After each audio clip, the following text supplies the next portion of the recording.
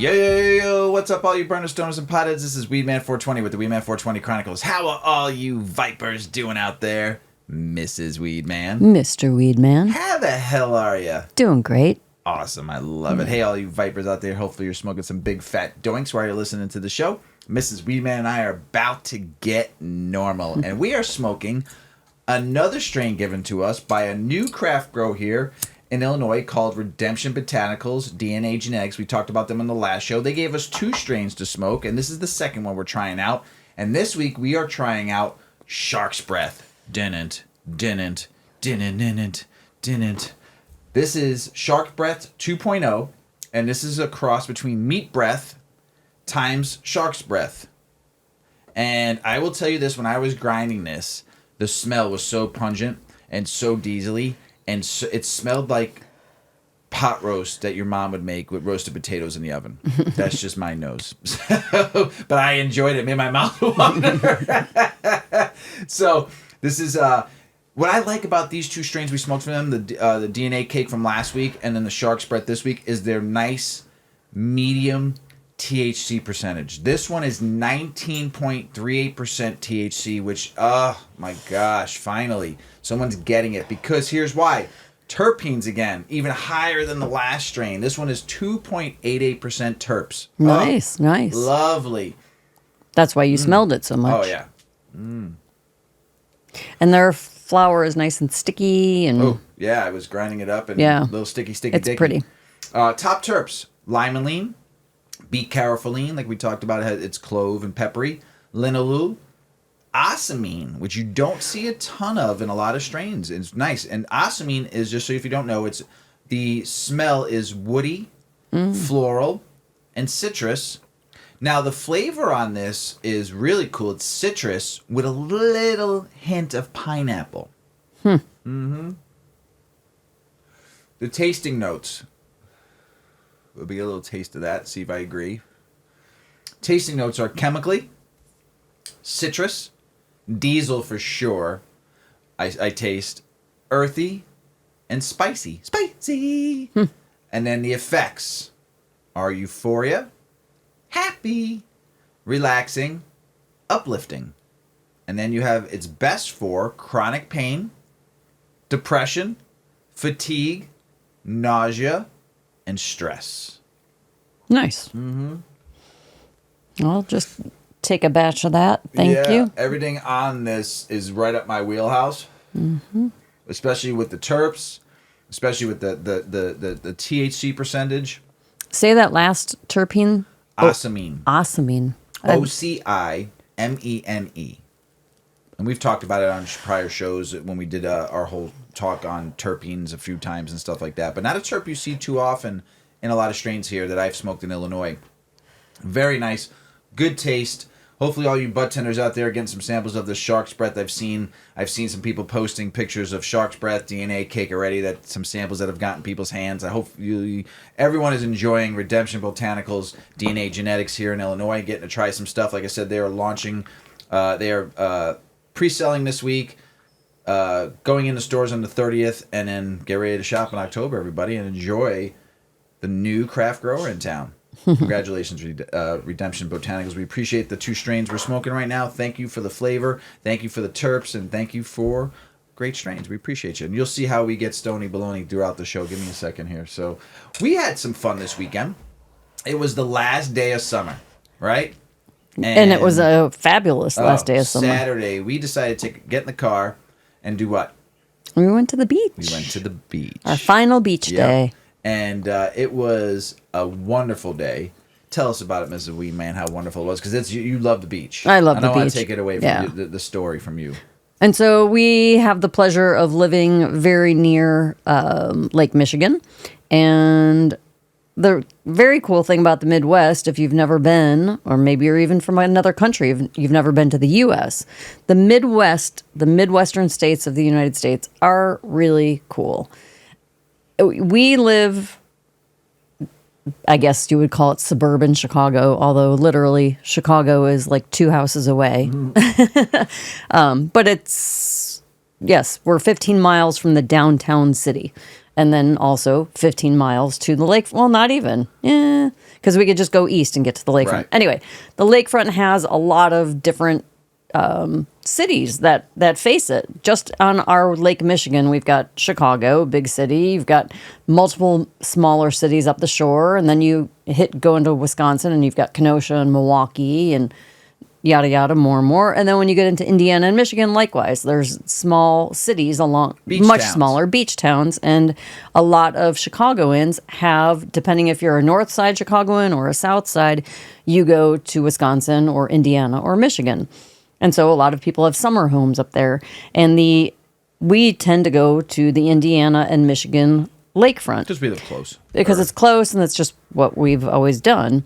And it is absolutely beautiful. If you have never taken a trip to the Midwest, I really say do it in the summer, maybe spring or fall. Just do it in seasons where you can get outdoors and really take in all that there is to offer. We have beaches here. We have like full-on beaches. Sand beaches. We have waves. Some people say that there is actually a tide in our lake, but there's waves, there's sand, there's seashells, there's dunes. They're protected. It's a national lake shore. There's state parks all over. There's campgrounds. It's just beautiful. And the Wisconsin lake shore is absolutely beautiful too. And you could go into our city and literally go down Michigan Avenue and do like some of the most high-end shopping along Oak Street and all these fancy boutiques and high-end designer clothing and accessories. And then you could walk across the street with your Gucci bag and put your Gucci bathing suit on and sit at Oak Street Beach and sunbathe. Yes. It's a really cool thing. Yes. And you could see if you saw our stories and our posts when we were at the beach, you can't see the other side of the lake. Mm-hmm. I remember when Mr. Weedman's dad came to Chicago the first time, and when he saw the lake, that's a lake? I was like, yeah, and he's, they're from New York originally and then Florida. He's seen oceans, he's seen lakes, right. But I think he just couldn't take in the fact that he could have saw the other side. You're gonna, like a little chuck a rock lake. Yeah. You know what I'm saying? Like skim a rock out and get to the other side. Mm-hmm. When I remember we were driving along the lakefront, he was like, "That's no lake." Yeah, right. He's like, "There's no way." Actually, real quick, God rest his soul, Pops. Yeah. A couple days ago, he passed away 20-something years ago, but it was his anniversary of his death. Love you, Pops. Go ahead. Yeah. So we were at the beach. So we have been going these last couple summers. We don't take the drive all the way up to Michigan because we have the dog, so we need dog-friendly beaches. We've found ourselves getting to the nearest beach that allows dogs. And so that has put us, this summer, we've been going to the Gary, Indiana beaches. And they've been fantastic. There's a difference between Gary, Indiana beaches, Miller Beach in Gary, Indiana. What was the other one we went to on Saturday? We went to Marquette Beach in Gary, Indiana. We would normally go to the Indiana Dunes. Yes, the National Lake Shore. Yes. And that is like almost Michigan City. Gorgeous. Mm-hmm. But you know what sucks about that beach? You say it. Rocks. Rocks. All over the fucking place. Like not sand just everywhere. Pebbles. But the shoreline. The shoreline in the water, the first 10 yards in the water is not just pebbles.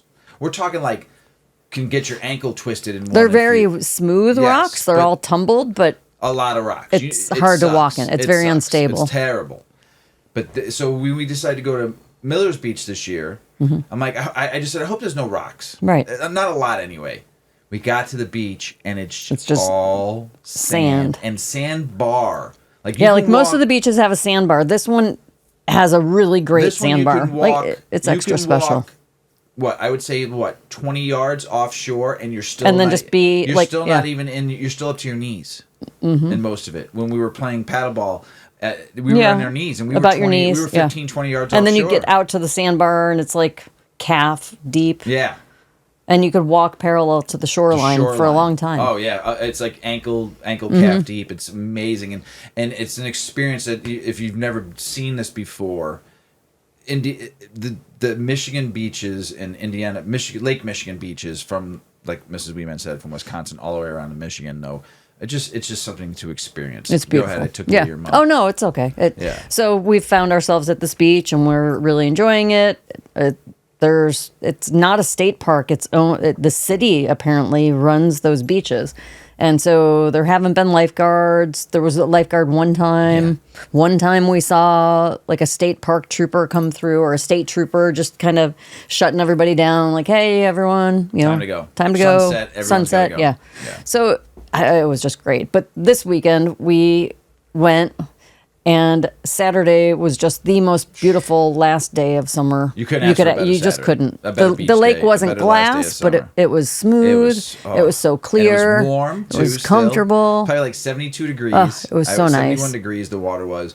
Yeah. And we got there around 2 o'clock because you want to watch the sun go down. You have to experience the sun going down, because what you're looking at is you're looking at over Chicago. You're looking at Chicago, and the sun is setting. You can see Chicago where we're at on a clear day, and the last 2 times we went, you could see the city. You can just see the skyline, like a real distant skyline. And when skyline. you watch that sun come down over the horizon, you see that red-orange sun hitting the city. It's so pretty. It's just gorgeous. It's just and Gary, Indiana, pretty much everything between Chicago, like Hyde Park, which is just south of Chicago. So from about South Shore, Hyde Park, until you get to Gary, just before where we were at, is pretty much industrial. Yeah. There's steel mills and shipping and cargo. Whiting Beach and in between there. Yeah, and Whiting. You got steel mills and stuff. And you got Miller's Beach. Yeah. So we were sunbathing, and having a great day on the beach between a nuclear power plant and a steel mill. But I tell you, it is a clean lake, and it is really pretty. A lot of people say it's so pretty. Yeah, it's just a fun. If you've not take the ride, just take the hour once or twice. Yeah, like if you hate sand, you go a little bit further north, and you like go to Michigan City, and then get out by the lakeshore and just ride the lakeshore roads as long as you can. You kind of have to jog back in and out. See some phenomenal homes. It's so pretty. You'll see phenomenal homes. It's so pretty. Cool, clean, blue, crystal clear water along the way. Our next trip, I think, I would love for us to do next year if we have time to go. I'd love to go where O-Dog went, our daughter, with her boyfriend, and they went to the Upper UP. And I've seen pictures of this area they were at online on social media. Looks like an ocean. It is absolutely crystal clear blue. It looks like cliffs. It looks like you're in the Caribbean. Rock cliffs. It looks like you're in the Caribbean. And we will take a ride and stay up there, and I wanted to see the dog run. But even if you go, when you're in Milwaukee, you're kind of like the north part of Milwaukee, Wisconsin. You have kind of cliff hanging areas to get down to their beaches. And then when you get up further north in Michigan, it goes from being these kind of really long, deep beaches of like deep sand and dunes kind of in the background. It's a little bit hilly, but not steep. Then when you get further north, then you've got like Sleeping Bear Dunes, where it's like, it looks like when you see those like snowboarding into the like water. In the deserts and things, Next time I want to I want to do one of those down that. That would be fun. I don't think you're supposed to though. I don't. Well, if there's plants, you're not supposed to. The dunes are beautiful too. If it's all protected. The dunes in Indiana all the way up to Michigan. I mean, they're gorgeous. They have like stair trails where you can take stairs. You can hike along the lakeshore. You can camp. You can camp in different places. It's beautiful. Experience. It's not not costly at all. Yeah. To take a drive. Put some gas in your car and go spend a day in this awesome restaurants. Yeah, in the little towns. Little towns, you can like map it out on lots Google of breweries, Maps. wineries, breweries. Yeah. Mrs. Weedman tried to go into a strip club on the way home, but we pulled in. She saw the strip club and almost hit the fucking bridge and fucking tumbled all over the fucking place. I'm like, what the fuck did you just do? Oh, I see. You wanted to go in Deja Vu. All right, let's go. I always wondered where it was.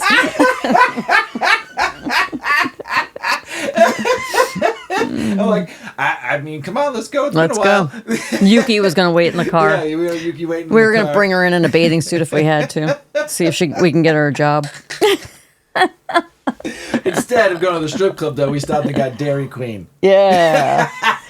Because we're over 50, so it's like, fuck it.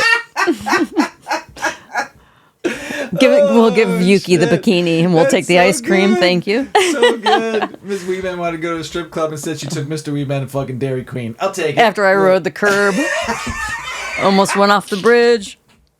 What was my problem? I think we were still a little high. I think. We smoked a fatty like an hour and a half before we left, and I was fine. Right. And we're driving. Double whammied you. Oh my Lord. I just remember like all the roads look the same, like the driveways. Like I don't know which one I'm supposed. Well, like none of the roads. Stop lying to everybody out in the world. You really wanted to go to Deja Vu. I did. I wanted to go all to my Dairy life. Queen. I've seen those signs on the side of the road. I had needed to know: are the girls really the best? It always said the best girls.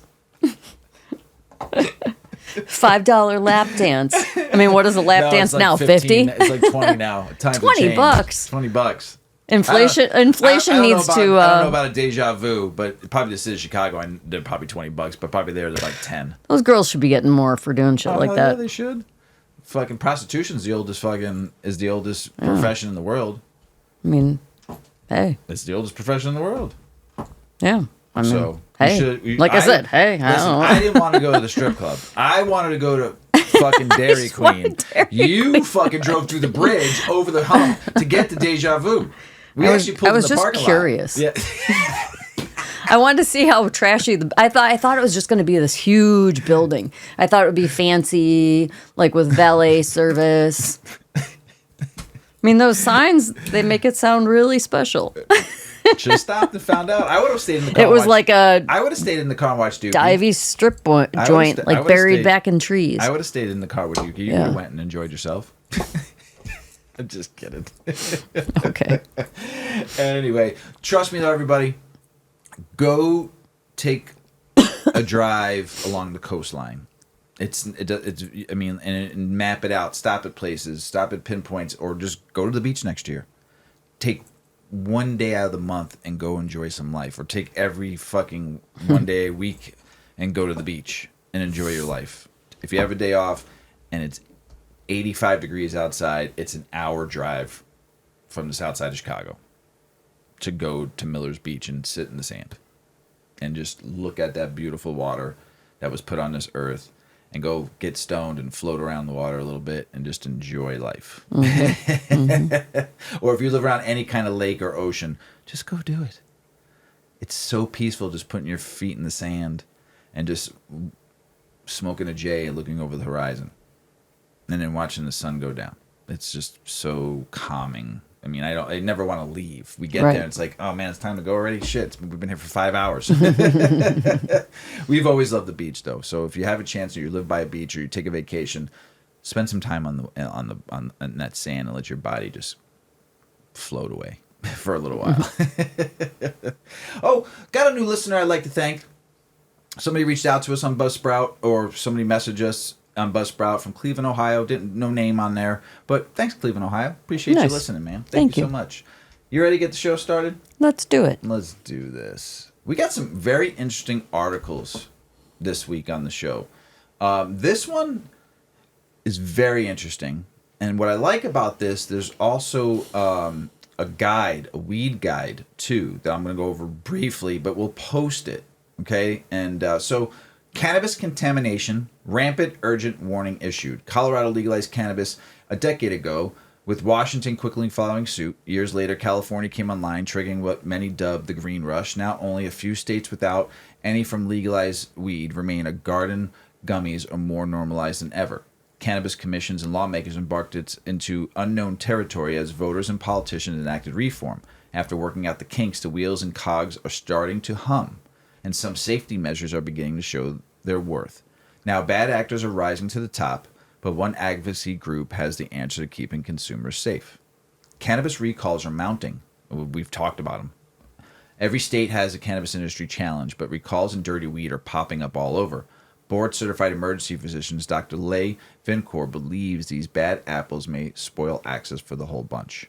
Many physicians are hesitant to recommend cannabis, even when they believe it could offer relief to patients due to the concerns about safety of cannabis products available, said Dr. Leigh Vincourt, board-certified emergency physician and recognized television medical expert, in a press release. Missouri has issued multiple massive recalls for over 100,000 products manufactured. All that waste. With untested cannabis and hemp. Dozens of shake, trim, and flower batches may have been cultivated with banned pesticides in New Mexico. Meanwhile, California company West Coast Cure Products have tested positive for banned insecticides over the summer. Crazy. Home grow. Fight for it if you don't have it. Everyone deserves clean weed. Do you hear me? Just like everybody deserves clean water, clean air, clean food, clean weed. You're putting that in your body. You ingest it. Mrs. Weedman just found out about apples today. Yeah, you have no idea. Apples. My mind right now. I'm literally Schmapples. thinking. How do you like them schmapples? I'm listening to you, but that's all I'm thinking about we'll right talk now. about that after this article. So, Mrs. Weedman learned something that I think my dad taught you years ago when he was alive. Taught you about schmapples. But it's more about something within that something. So we'll remember get to that. I will get to that. So, everyone deserves clean weed. Do you hear me out there? Okay? And patient advocacy groups, American for Safe Access, ASA, has taken it into their own hands with a new banger. This is we're going to post this for everybody. It's a whole pamphlet that they did, a PDF that's just wonderful. What's in your cannabis? A patient and consumer guide to navigating cannabis safety. So, patient and consumers deserve access to safe, reliable cannabis products, but the reality is that not all products undergo rigorous safety testing. While recalls are a sign of a healthy regulatory system, they are a good reminder of cannabis safety issues. Even in regulated markets, ASA President Steph Scher said in the press release. Consumers have the power with the new weed guide. The Cannabis Consumer Safety Guide covers the gamut, ensuring customers prepared to identify potential red flags while shopping in the regulated market. Isn't that crazy? We have to be scared of going in the regulated market when I never, ever was scared to get my weed from my plug or buy it from somebody that was growing it back when I was younger. I knew growers when we lived down south, and I got my weed from them. Never once in my life of smoking weed, even regs that I would get from Mexico, was I ever scared of smoking weed, of it ever being contaminated. Right. I've never I've been smoking weed since I was 13 years old. Okay, now I took some breaks here and there. But I'm telling you what, that has never crossed my mind, not once in my weed smoking history, until the last 4 years. Isn't that crazy? Yeah. Have you ever heard me say, I'm supposed to smoke this weed? I don't know what's in it. No. Never. But we have to now, just like everything else that's mass-produced, to do what? Profit and margin? That now I have to be scared to go to a legal dispensary that I think the cultivators are supposed to protect us because we're your fucking customers and you ain't protecting us. We have the fucking recalls. Why? Mass production of a product that wasn't meant to be mass produced like this. How much waste have I talked about? How much waste, how much over mass production, just like everything we do around this fucking world, we overconsume and we make too much shit, and that's why this is not correct. But I'm reading you right now what I've read the last 5.5 years about contamination and shit weed and stuff we got to worry about going to a fucking dispensary and our cultivators are supposed to protect us. And this is the kind of shit we got to worry about? Are you kidding me right now? So anyway, the Cannabis Consumer Safety Guide covers a gamut. I already read that. Those who choose to consume cannabis should understand the possible side effects, what it means to green out, the potentialities of getting cannabis hyperkinesis syndrome, which we've talked about all this stuff, and more. Now, after all these recalls are public, learning about safety concerns is just as important as health implications. Isn't that fucking crazy? I just said in my years of smoking weed, now I got to worry about all this. That's why I will smoke my own grow and people that I know and trust and growers that I know and trust.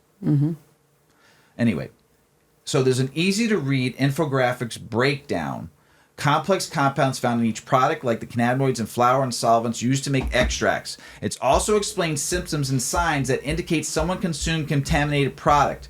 If they do, the guide explains each product. Gray mold, heavy metals, pesticides might impact the body. The guide offers safety checklists and dosage guidelines so consumers can put the knowledge into action. Consumers, advocates, medical professionals, and everyone can download the report for free. And we're going to post it it'll be all over. And I'll even post it on social media too. You should all take a look at this. It's important. And we should pass this along because we preach education on this show, and everybody out there that knows weed preaches education on weed. Okay? If you're an educator. This will be invaluable resources to empower patients to make informed decisions and what will serve as a vital tool for my colleagues, as Dr. Vincourt concluded. And I'd like to thank this article, and this was by one of our favorites, Green State, and the journalist was Kara Whitestock. Amazing. Yeah. Amazing. This was the article that she wrote, but she didn't write this manual. It's called What's in Your Cannabis? A Patient and Consumer Guide to Navigating Cannabis Safety. I mean, that's great. This is really good stuff. I mean, I was so excited when I read this. It's 32 pages long. It's a pure guide. It's so simple to read, though. There's graphs and chart. I'm a dummy. This is like like one of those dummy books. This manual right here. It's so fucking. I mean, here. So you're mad that we have to be concerned about risks coming from these mass producers, but at the same time, not just mass producers, it's cultivation in general. Right. This is happening, but right. more so the bigger fucking. Yes, because you were saying you don't like that. You know, never until 4 years ago did you have to start worrying about risks associated with the quality. Until I started reading all these articles coming from. Right. But I think it's important then that there's a guide like this, because then people know what to look for. Like I said, in all my years of smoking, I never had to think about I needed a guide like to worry about pesticides. I never thought about that. Right. Because I knew where my weed was coming from. You know. Yeah, but it didn't always mean that someone wasn't doing things the right way. No, but know, if you knew what you were smoking, you knew what you were tasting. You know, and you knew if you were smoking shit. So I didn't have to worry about it because the people I smoked with always had fucking fire. Right. And they knew where it was coming from. Except for the Mexican reggies. That was desperation. But here, what's in your cannabis, right? Legal. Is cannabis right for you? There's a title. Okay, next page. Employment, health considerations, cardiovascular, drug interactions, avoid cannabis with warfarin, buprenorphine, and I can't pronounce any of those words. Anyway, just like stuff you shouldn't take cannabis with. It increases effects. Navigating cannabis medicines. Cannabis in your body. How cannabis affects the body. Pharmacoeconomics. Eat, sleep, relax, forget, and protect. How your body processes cannabis. A lot of the stuff we've talked about on the show. You can go back to past episodes, and a lot of the stuff I've talked about. So this is it's just in a simple format. You know, which is great. The patient consumer factors, the product factors, cannabis side effects, greening out, THC overdose symptoms, what to look for, cannabis hyperemesis syndrome, synergistic drug interactions, desired therapeutic effects, cannabinoids and terpenes. It goes through a bunch of them on here. Dosage and desired effects, delivery methods, all different types of delivery methods, cannabis products. What's in the name? Like, what is sativa dominant, indica dominant, hybrids? That's good. Cannabis products and safety profiles. Glossary. It's fucking amazing. Like a glossary of established terms. Safety profiles. What's synthetic cannabinoids? What's distillate islets? There's a big thing going right now with synthetic cannabinoids with the Delta 8. And somebody just died saying a boyfriend or partner took it and died on synthetic THC, Delta 8 THC.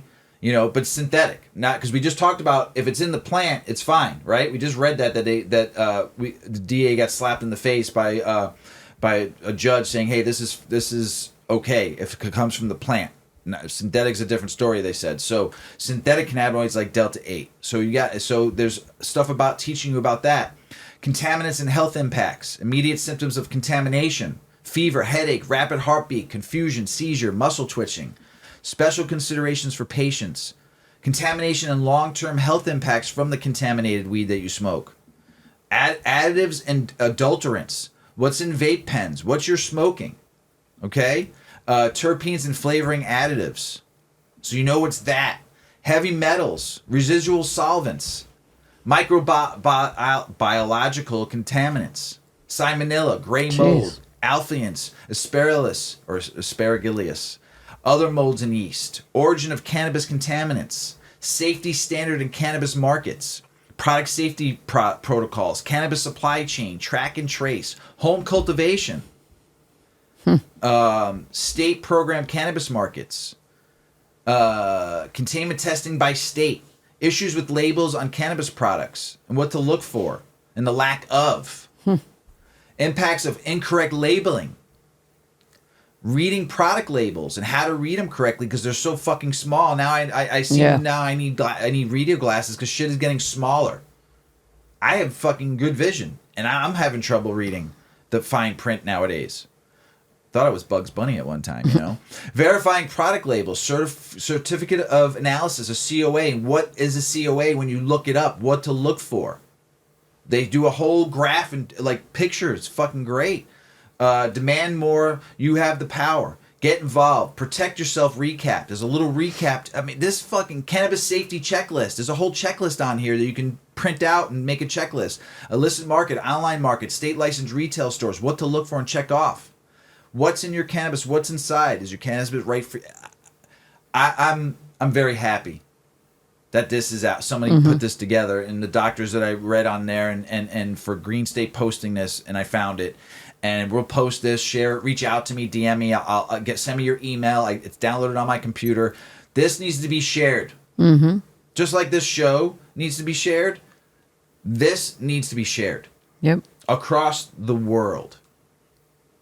So fucking good. I'm so proud of them for putting this together.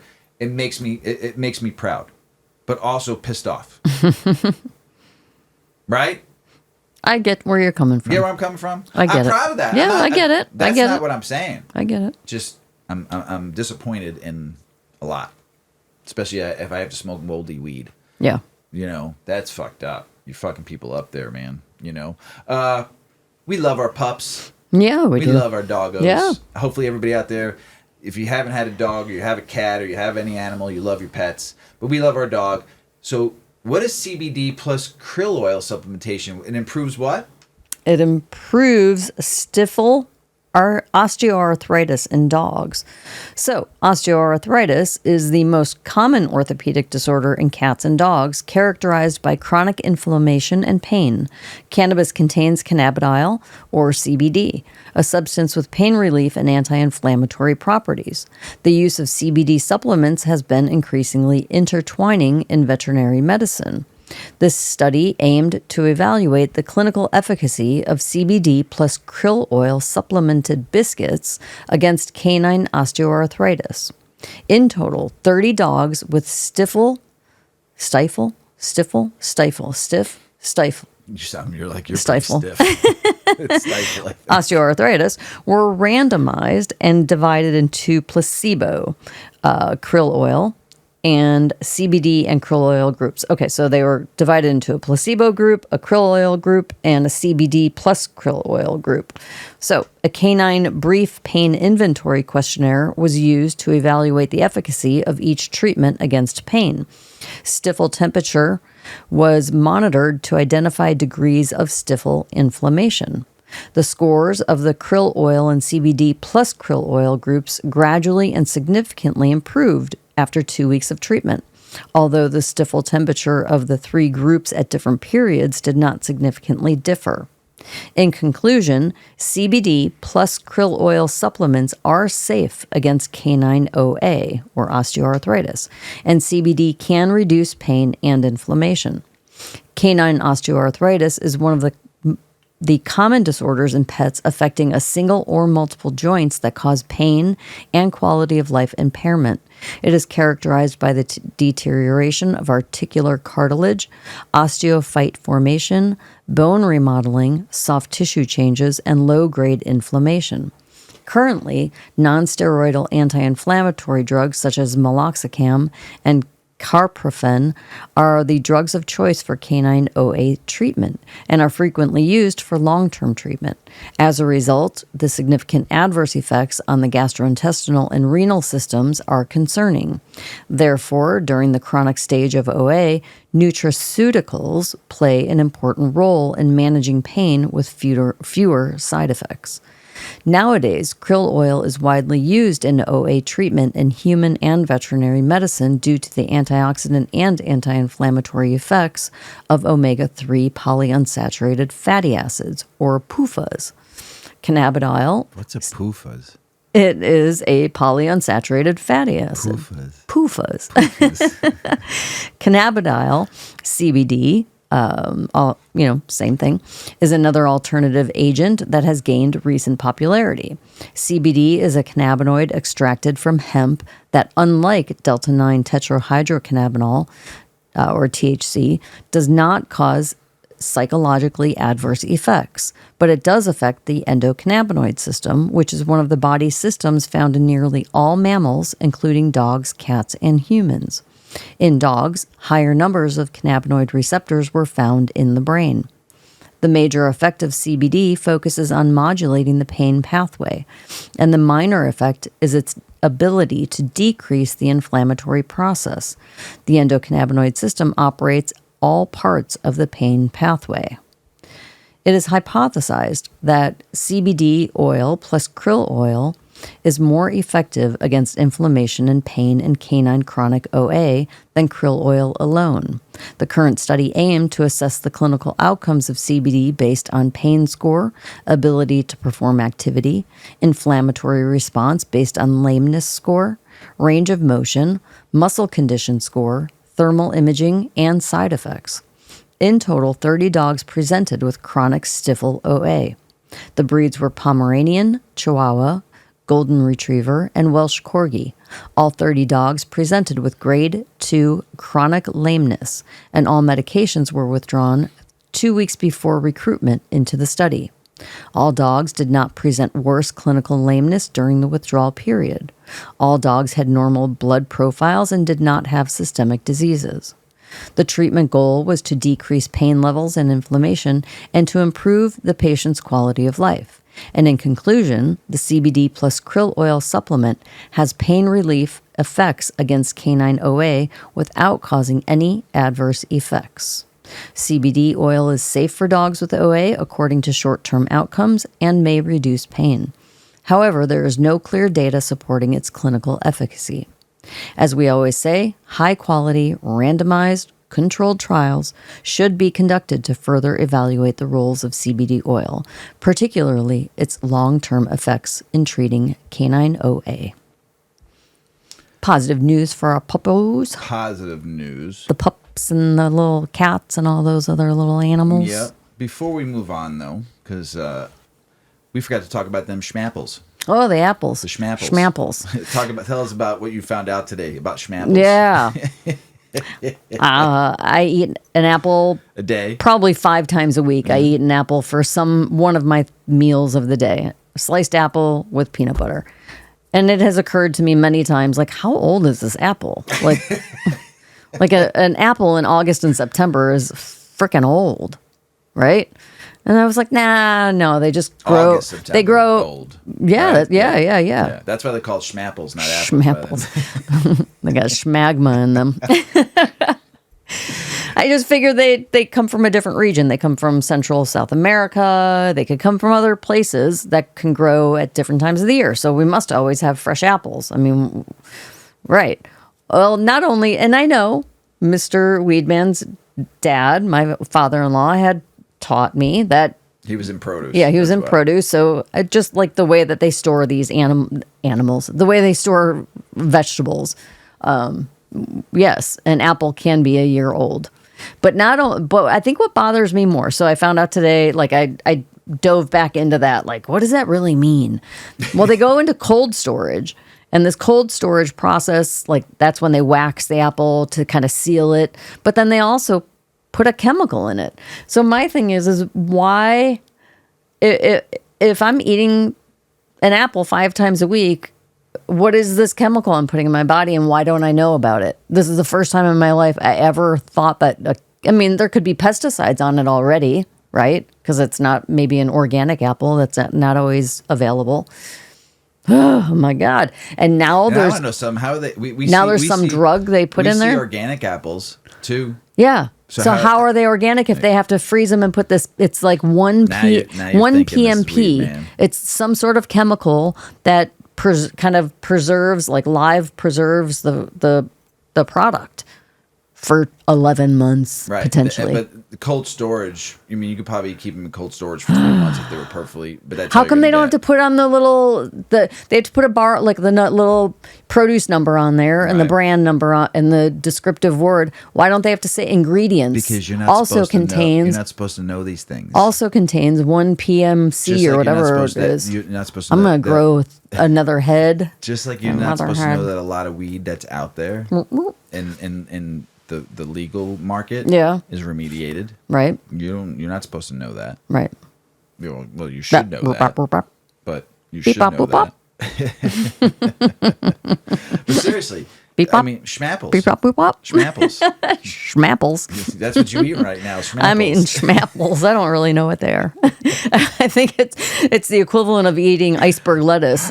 It just tastes good. Right. There's no nutritional value That's at what all. it said, right? It loses by Right? 11 months. It loses all Fuck. all polyphenols. Here I was thinking, I'm getting and my all- little bit of fiber. Tastes good. Satisfying. You Keeps could me be- full for a you could long be eating something time. worse, though. Yeah, I mean, yeah. At least you're eating an could. apple.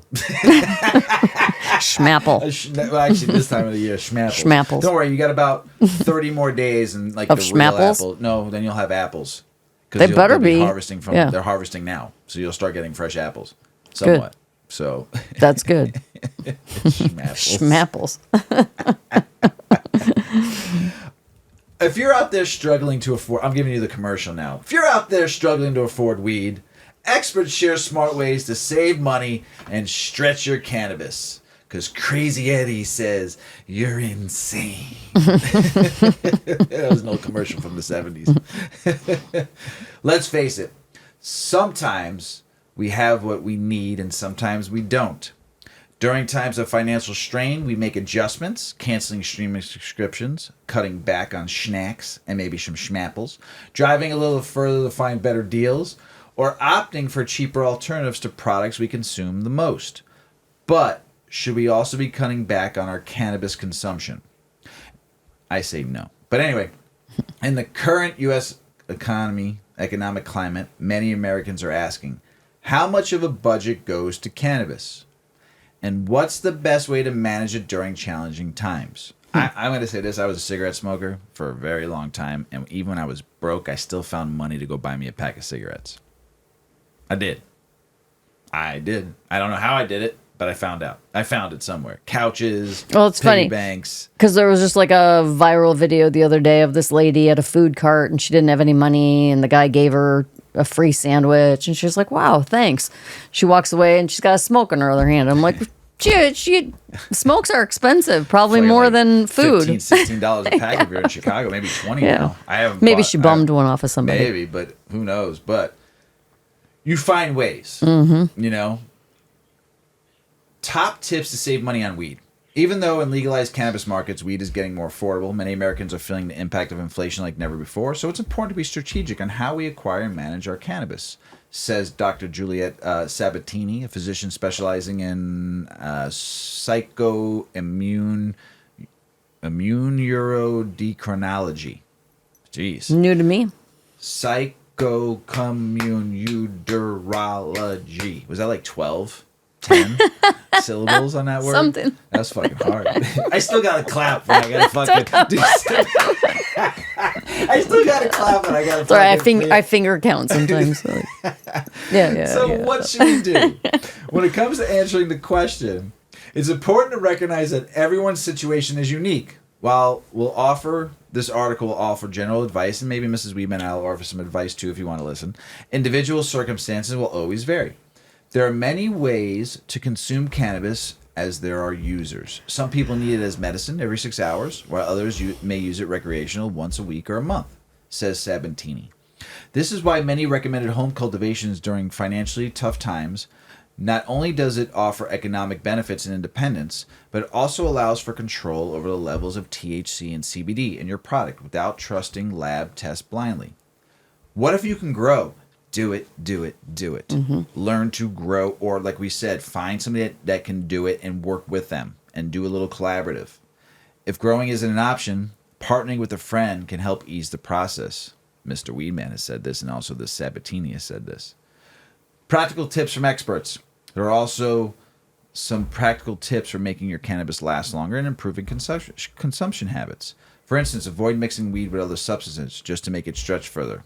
Yes, I know people like disbeliefs. It's just not my thing, but it does become habit forming when you add. We knew one of O-Dog's friends, man. They were bong ripping spleef, like 3/4 fucking What's tobacco. the nicotine? 3/4 tobacco and the rest flour. You know, and that bong was disgusting. It stunk.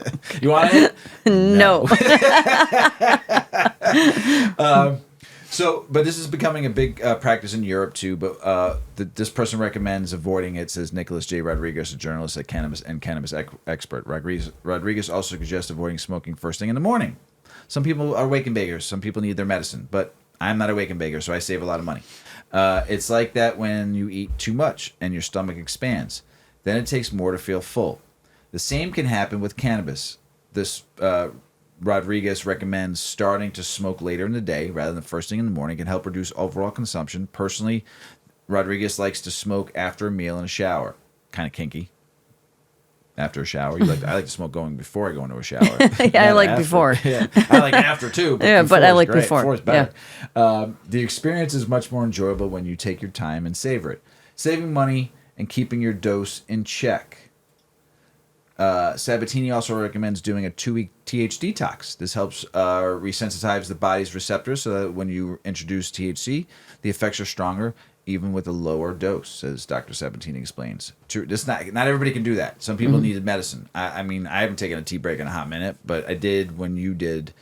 I don't know. I ate edibles for a couple of days, and I stopped everything for a couple of days, and all of a sudden, I smoked my first joint with you, and I was like, damn, I'm baked. So. To reduce THC consumption while managing anxiety, many experts recommend using CBD as an alternative. Microdosing and rotating strains can also help conserve your stash. Yes. Also, I've talked about this, man. Don't get stuck on one strain. Like, variety is the spice of life, and different strokes for different folks. But with flower, man, have some fun with it. You know. If you're a frequent user, keep your doses at frequency low to prevent building up a tolerance, so you don't need to consume more for the same effect, advises Sabatini.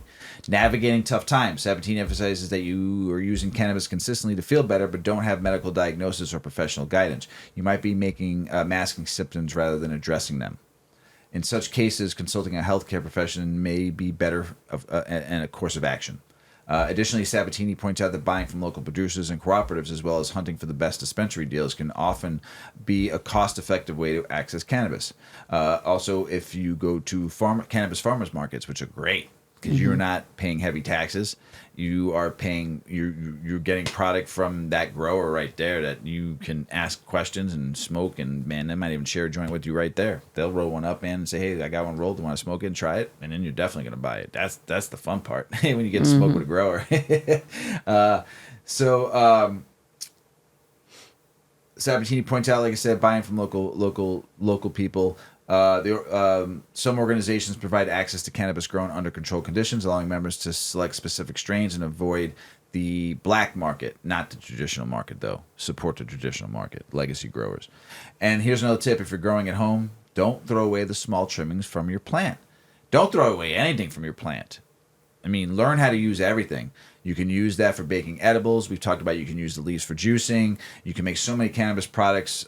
We've talked about also that Sabatini concludes, as a well-known phrase goes, we've got to make it through the winter because winter's coming.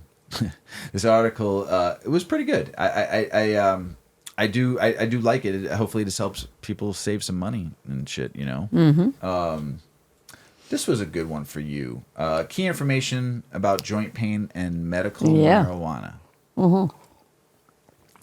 So I know I talk about my health a lot on the show, but I think it's important to help. The show is all about advocating, and we're advocating because we're personal consumers in both the medical and the recreational space.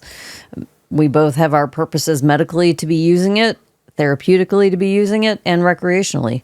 And I happen to deal with a lot of pain. Not quite sure if it's my medical condition or the medication, because it is an effect of both. So maybe it's a combination, but it's misery. There's not really anything that makes it go away. I mean, I suppose I could take Advil all day long or Tylenol all day long, but I don't want to do that Fucking because liver rot. if this is my life, this is my life, and I'm not going to put shit like that in my body every day for the rest of my life. It's hard enough to know that you have to take a medication daily to keep yourself healthy. And what is that going to do long term to my body? So, enough said. I have chronic pain. I do use cannabis for that pain. And this is all about how cannabis can help. So, roughly 19% of people suffer from joint pain or arthritis as a daily struggle. So let's discuss how medical cannabis can help. Not only is it painful, it is disruptive to live your daily life in pain. Some pain can be short-term from sprains, injury, tendinitis, or tendon inflammation, an infection of the bone or joint, or overuse of a joint. But some people can be dealing with long-term pain from conditions like arthritis, fibromyalgia, osteoporosis, bursitis, lupus, and more. They can also be dealing with long, lingering pain issues. There is some hope, and cannabis might be the answer. So here's some key information about joint pain and medical cannabis. One study concluded about 20% of patients with rheumatoid diseases who actively consume cannabis report an improvement in pain. Cannabis contains key components which help reduce inflammation. More research needs to be done to perfect treatment and dosage, but early indicators look positive. Another benefit of medical cannabis or CBD with joint pain is the way it helps with sleep, which is a problem for people in chronic pain. Medical cannabis, at the right dose, can also be easier on the body. Long used as a natural painkiller, it is less addictive and the body responds positively. Currently used corticosteroid injections have been a staple in managing pain and inflammation. With new research showcasing long-term effects of this treatment, doctors and researchers show concern about the risk of injections and the potential risks involved with cortisone. A Boston study found patients who have been given corticosteroids by injection found at risk for accelerated adverse joint effects after treatment. Go figure. Meaning, when a patient is treated for osteoarthritis or other joint pain via a shot of cortisone, it may accelerate joint destruction and bone loss. The study also found certain pre-existing conditions, such as older age and Caucasian race, seem to increase the risk for this outcome even more. Researchers recommend MRI pre-screening before injections to identify the area better and see if any danger could be accurately assessed before the dose is given. Not only can medical marijuana be helpful, but so can CBD. The Arthritis Foundation has a guide for CBD use for those who suffer from the condition. According to Dr. Daniel Claw, a contributor to the guide, right now, CBD appears to be fairly safe and might help certain types of pain. While CBD and THC can be used as part of a pain management regimen, they currently cannot be the entire plan. Studies like the one being conducted on cortisone treatments are bringing the conversation of cannabis and CBD to greater light and lessening this stigmatization. But until more research is done, the best known path for treating joint pain is still unknown. Nice. Did that help you? Yeah, I agree. Sense, right? Because I do, I've talked about my opinion of how cannabis helps with pain. And in a lot of ways, it's just the nature of the high is that your body relaxes, your mind doesn't maybe like over focus on things you don't need it to. I feel it tends to make you think more positively. And so I think effectively, like they're saying, it's like a pain blocker. It's not curing anything, it's not fixing anything, but it's making your mind not be preoccupied and think about the pain. And so your body can cope with it. And the CBD that I use during the day is helping with the inflammation. So that's effectively helping the whole situation as well. That's good. Yeah, I think it's very good. Did I tell you something? What? Your hair is banging today. Oh, it is? Looking good. Well, Looking thanks. good. Looking good. Good hair day. Good hair day. For as humid as it is, Yeah, it's too. humid and Good it rained hair out day. I don't know today. what you did How am I today. having a Bang, good day? No, it's good. The fucking wave, curl. Not curl, but just straight. Looking good. Like off. He's afraid to say that it has wave because I'm always wave. trying to get No, my there's hair no straight. wave. Like There's he's no like, wave. no, it's totally straight. Not a wave. And you know I always say bring back the wave. My hair gets wild if I let it air dry. What are the two most fucking bugs I hate the most that I mention all the time? The bugs you hate the most: flies, mosquitoes. There's one more. There's two. Flies, I don't give a fuck. They don't bother me. I can kill them. Skeeters Mosquitoes, I know that. and ticks. Oh yes, you're a lunatic Fucking about the ticks. hate ticks. But this is a good article. Can CBD kill mosquitoes? Oh, New research reveals surprising results. A new study reveals that CBD can kill mosquito larvae, even those resistant to insecticides. Is CBD the best natural insect control? Damn. In significant breakthrough for the fields of pest control and natural insecticides, a recent study has revealed that CBD, a compound derived from the hemp plants, has the ability to kill mosquitoes. Skeeters! I fucking hate skeeters. Mainly mosquito larvae, including those resistant to conventional insecticides. Published by researchers at Ohio State University, the study explored the effects of hemp leaf extracts that contain CBD on the larvae of the yellow fever mosquito, which is responsible for transmitting diseases like Zika, dengue, and yellow fever. These findings represents an exciting new avenue for sustainable mosquito control, especially as global efforts to combat pesticide resistance intensifies. That's great. CBD, a new weapon against deadly mosquitoes, the growing problem of insecticides resistance. Don't forget, that insecticide goes somewhere. It kills skeeters, but it's sprayed all over the place. And guess where it goes? It goes in your land, where we get food from. It goes into your water, where you drink from, and it goes into your air, which you breathe from. And those are the three things we need to survive. You can live without clothes. It'd be cold, but you can live without clothes. You can live without a home because you just fucking walk, go somewhere warm and live on a beach, right? yeah. But the three things we need the most in life, we poison. It's crazy to me. I just don't understand. We pollute it. CBD is a natural insecticide. The study, the Ohio State University research team created an extract from hemp leaves by soaking them in menthol. Nice. When this extract containing CBD was applied to mosquito larvae in a controlled setting, it killed all of the larvae within 48 hours. Dang. What surprised the research was the minimal concentration of CBD needed to achieve the high level of mortality even in mosquito larvae that had developed resistance to conventional insecticides. CBD's mode of action appears to bypass the metabolic resistance mechanisms that protect mosquito larvae from the synthetic chemicals.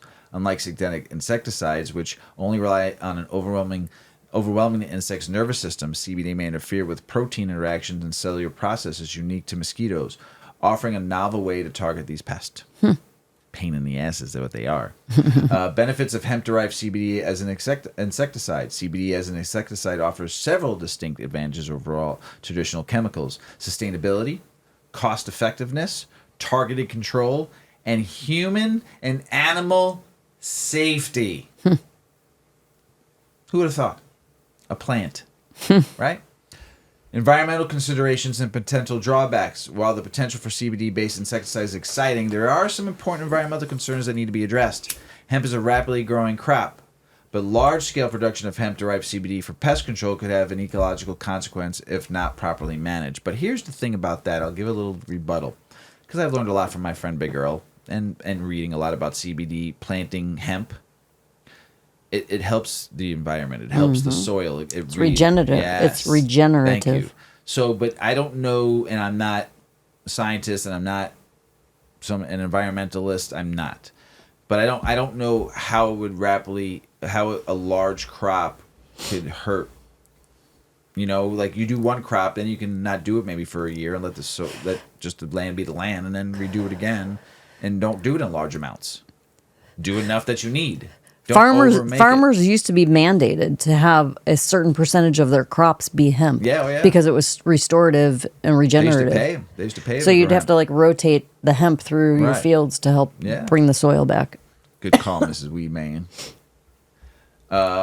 One concern is the impact of aquatic ecosystems. Mosquito larvae thrive in standing water, so compound used to control them would likely enter these water systems. Researchers have warned that further studies are needed to assess the long-term effects of CBD on target aquatic organisms such as fish, amphibians, and invertebrates. like I said, whatever you put down is going to go somewhere. While CBD is generally safe for mammals, it may have unintended consequences in ecosystems that rely on delicate balances between species.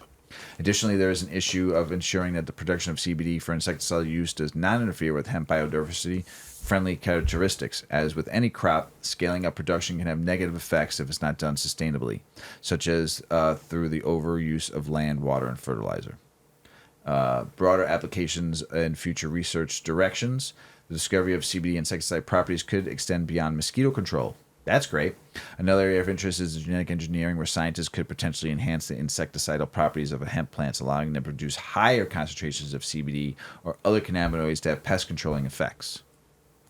Such advancements could lead to the development of biopesticides that are even more effective and easier to produce. State research on natural insecticides. CBD success as an insecticide is part of the growing trend, using natural compounds to control pests. Awesome. However, CBD could offer a key advantage over these other natural insecticides by targeting resistant mosquito species, which have become a major problem for global public health efforts. The next steps in the research will focus on fine-tuning CBD application methods, determining optimal dosage, and ensuring that it can be produced and deployed at a scale without negative environmental impacts. The discovery of CBD's ability to kill mosquito larvae opens up an exciting new world of possibilities for the future of natural pest control. As traditional insecticides lose their effectiveness and the environmental toll of chemical pesticides become more apparent, yeah, it's not killing bugs anymore. The only thing it's killing is us. All those insecticides give us what? Cancer. And other stuff. Well, nobody will admit that, but we could presume. Yes. I'm pretty confident. Assuming and presuming and all of it. However, as any new technology, further research is needed to fully understand the long-term impacts and ensure that the benefits of CBD-based insecticides are maximized without compromising the environment. In the meantime, the hemp industry continues to grow, potentially transforming from a source of wellness products to a critical player in global fight against pests. Those fucking skeeters. Can I have a hit of that wonderful Redemption Botanicals SharksBreath 2.0, please? Is it lit? Oh, it is.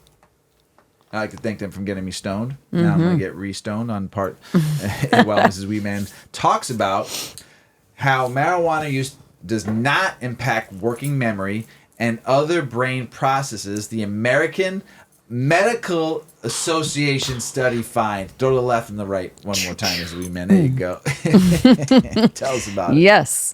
Researchers looking into the effects of medical cannabis use on brain processes state in a new federally funded paper published by the American Medical Association that cognitive attributes such as working memory, reward, and inhibitory control were not significantly affected after a year of cannabis consumption. Woo! Yay! Like imagine a big crowd screaming, woo! Okay, the results appear to be contrary to the long-held stereotypes that cannabis negatively affects memory and other brain health indicators. Lies. Our results suggest that adults who use cannabis, generally with light to moderate use patterns for symptoms of pain, anxiety, depression, poor sleep, experience few significant long-term neural associations in these areas of cognition, says the study, funded by the National Institute on Drug Abuse and published this week in the journal JAMA Network Open. Researchers recruited 57 newly certified medical cannabis patients from the greater Boston area and used functional magnetic resonance imaging, or fMRI, to monitor brain activity during a variety of mental tasks. Participants' brains were then scanned again after a year of medical cannabis use to look for changes in activity. The report states, no statistically significant difference in brain activation between the two time points, baseline and 1 year, in those with medical cannabis cards, and no association between changes in cannabis use frequency and brain activation after 1 year were found. In this cohort study of adults obtaining medical cannabis cards for medical symptoms, brain activation during working memory, reward processing, and inhibitory control tasks was not significantly different after their 1-year cannabis use, and no association with changes in cannabis use frequency was noted. Our results suggest that adults who use cannabis generally with light to moderate use patterns for symptoms of pain, anxiety, depression, or poor sleep experience few significant long-term neural associations in these areas of cognition. I did, because I'm high and my brain is not experiencing loss of intelligence. I just read that, didn't I? Yes. I read it twice. Well, these results may be reassuring to cannabis patients who choose to use medical cannabis but have concerns about that long-term health risk. Of course, the researchers said, the results warrant further studies that probe the association of cannabis at higher doses with greater frequency in younger age groups and with larger, more diverse cohorts, wrote the 3-author team from Harvard Medical School, MIT's Govern Institute for Brain Research, and the University of Pennsylvania School of Engineering and Applied Science. The new findings come several months after separate research indicated that prescribed medical cannabis may have minimal acute impact on cognitive function among patients with chronic health conditions. The absence of evidence for cognitive impairment following medical cannabis self-administration was surprising, that study said, given prior and substantive evidence that non-medical or recreational cannabis use reliably impairs a range of cognitive functions. At the same time, these findings are consistent with 2 systematic reviews published in the last year that suggest that medical cannabis, when used regularly and consistently for a chronic health concern, may have little, if any, impact on cognitive function. While the long-term effects of cannabis use are far from settled science, findings from a number of recent studies suggest some fears have been overblown. A report published last year that drew on dispensary data, for instance, found that cancer patients reported being able to think more clearly when using medical marijuana. They said it also helped manage their pain. A separate study of teens and young adults at risk of developing psychotic disorders found that regular marijuana use over a 2-year period did not trigger early onset of psychosis symptoms, contrary to the claims of prohibitionists who argue that cannabis causes mental illness. In fact, it was associated with modest improvements in cognitive functioning and reduced use of other medications. That's huge. Clinical high-risk youth who continuously used cannabis. Thanks for telling me the acronym because I had no idea what fucking CHR was. Oh, clinical high-risk youth who continuously used cannabis had higher neurocognition and social functioning over time and decreased medication usage relative to non-users, authors of that study wrote. Did you hear that, everybody? Surprisingly, clinical symptoms improved over time despite their medication decreases.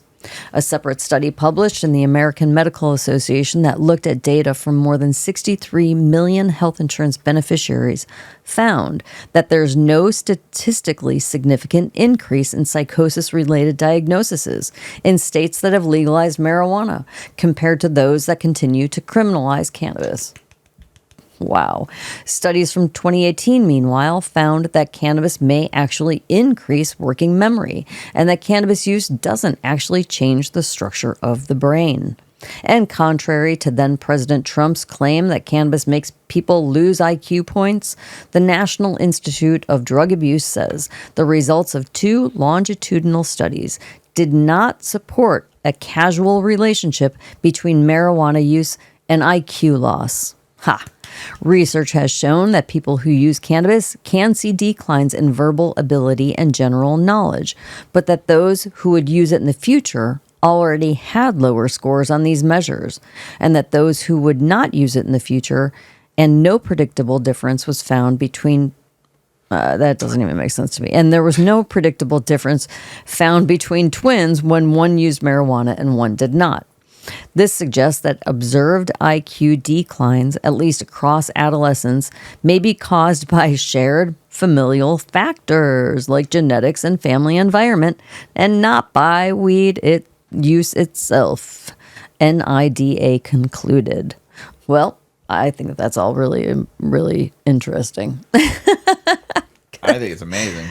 Yeah. So now you know it's because you for a It's second genetics. You're just a dodo. You're not going to get any smarter, honey. So I mean, it's not because you smoked weed when you were a teenager. Nope. Some people are just dodos. just dodo birds. Dodos. Remember Yep. Remember we talked about how to put out a joint? I'm a dodo. What? Remember I said if you want your joint Oh, to go yeah. out, just put it up along the ashtray facing up. You know That's what you saying? said. Yeah.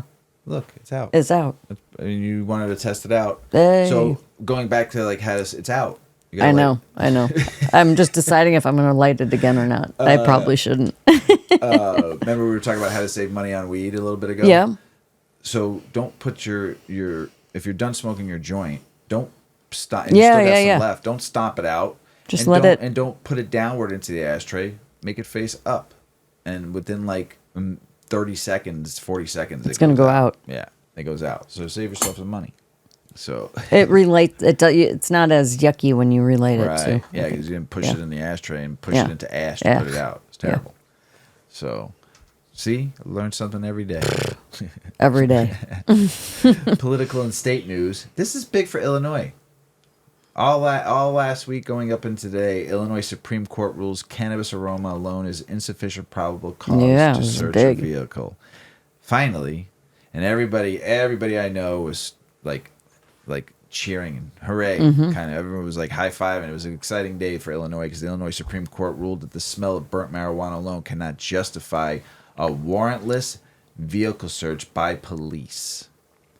This decision stems from a case where a driver was searched based on the odor of cannabis, but no signs of impairment were observed.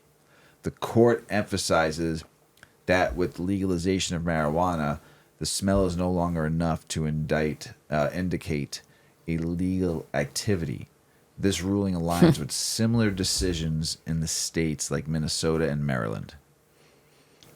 But what a lot of people are objecting is that can cops really tell the difference? Do they know weed well enough to know the difference between the smell of burnt weed and just having weed in your car that's fresh? Probably not. Right. So it's going to be a blurry road. Just popo. It's a good start. Stay away from just people with weed, man. They ain't hurting nobody. Yeah. New federal data shows states collected more than $8.7 billion in marijuana taxes since 2021. That's a lot of money. That's just since 2021, not like in 10 years. In 3 years. 8.7 billion. States have collected 8.7 billion marijuana taxes since 2021 per new federal data. California leads with 2 billion, followed by Washington and Colorado. That's why fucking industries are fucking dying out there, paying too much in taxes. The data gathered by the U.S. Census Bureau covers up to mid-2024. Mid, not even full 20, like today, mid. Some states' figures remain incomplete. The report highlights cannabis tax revenue as a significant growing source of state income. Did you hear that, everybody? Can I repeat this? A significant growing source of state income. And I will say it to the day I die, they don't deserve any of it. They need to be paying us that money back. And I know they're saying they're putting it into roads and no. They deserve maybe 1% of anything of nothing. If that even made sense. Because they owe us taxpayers $1 trillion from the drugs on war. So they got a lot of catching up to do to pay that 8.7 billion. The war on drugs. Yeah. The war on drugs costs. You said the drugs on war. That's a band. Or what is that band called? KMFDM, drugs against war. That was a song. See? Yeah. See? Yeah. Old school. If you don't know who KMFDM is, go listen to it. But that's a lot of fucking money. Yeah. You don't deserve any of it. Wait till New York really fully gets there. They're predicted to do like 2.5 billion in tax revenue. Florida too. They're fucking gonna be too. That's why I don't understand why DeSantis is fighting this. He's an idiot. Yeah. But just like that's gonna bring in $2 billion a year. This is gonna like be like $20 billion in tax revenue by the time this is all done, and you don't deserve any of it. Anyway, 11 states projected to be be $1 billion cannabis market in 2024. 11 states are set to exceed $1 billion in retail cannabis sales in 2024. California remains the largest market, but sales are declining, partially due to competition from unlicensed market. Michigan is growing, and with Maryland, Florida, and Illinois are also seeing strong gains. States like Arizona and Washington are facing downturns, and Colorado's market is shrinking. High taxes and limited legal access in some areas fuel illegal markets. Maryland's adult use cannabis market is expanding rapidly, boosting economic growth and social equity efforts. Georgia tightens up hemp laws, new restrictions on age limits, edibles, store locations to take effect October 1st, everybody. Georgia's new hemp law takes effect October 1st, banning sales to under 21 and enforcing strict advertising rules for cannabis products. It also prohibits CBD-infused food products like chocolates, while gummies and oils remain legal. Also in California, emergency orders restricting and toxin hemp products now in effect. Also, Wow. Newsom did it. You fucking idiot. Wow. Now it's just going to be a straight up battle. So I heard before this took place, everybody was going into stores and just buying up hemp, Delta 9 hemp products and anything, you can't have anything in it now. Nothing. No, not even 0.3%. Nothing. Not a thing. No THC could be traced in there. No intoxicating amounts. The whole hemp industry in California is shut down. Oh, it's going to be done. Right now. Yeah. It's basically going to be done. Whoa. Yeah, it's fucked up. So overnight, just like that. I mean, we've been talking about it on the show. I know, but like it really just happened. He just finally, just turned it on. Wow. No intoxicating. So it's just going to be CBD again. Right. Before everybody started doing the business development of it all, And Georgia is doing it too on some things, Nebraska senator launches legal challenges against upcoming medical cannabis votes. A former state senator and an ex-member of the Nebraska State Board of Health, John Kuhn, has filed a legal challenge amid of blocking 2 medical cannabis ballot petitions from appearing on the upcoming November 5th ballot. Isn't that fucked up? People wanted it. People went and got the signatures to put on the ballot, and you got this, can I just say the South Side word, this jagoff, John, going out there and trying to stop what people want. Let the fucking people decide. If they say no, hey, they said no. If they said yes, they say yes. There's nothing you can say or do about it. The complex impact of rescheduling cannabis on advertising. The rescheduling of cannabis from Schedule 1 to Schedule 3 drug under the Controlled Substance Act could impact advertising regulations. Currently, harsh penalties apply to advertising cannabis, but rescheduling may ease these restrictions. However, the cannabis industry faces unique legal challenges compared to other Schedule 3 drugs, particularly due to complex regulatory landscape. While rescheduling may reduce penalties, uncertainty remains around how the DEA and the FDA will handle cannabis marketing, especially given the patchwork of state and local advertising laws. New York marijuana sales could pass $1 billion in 2024 after a rocky start. Yeah, tell me about it.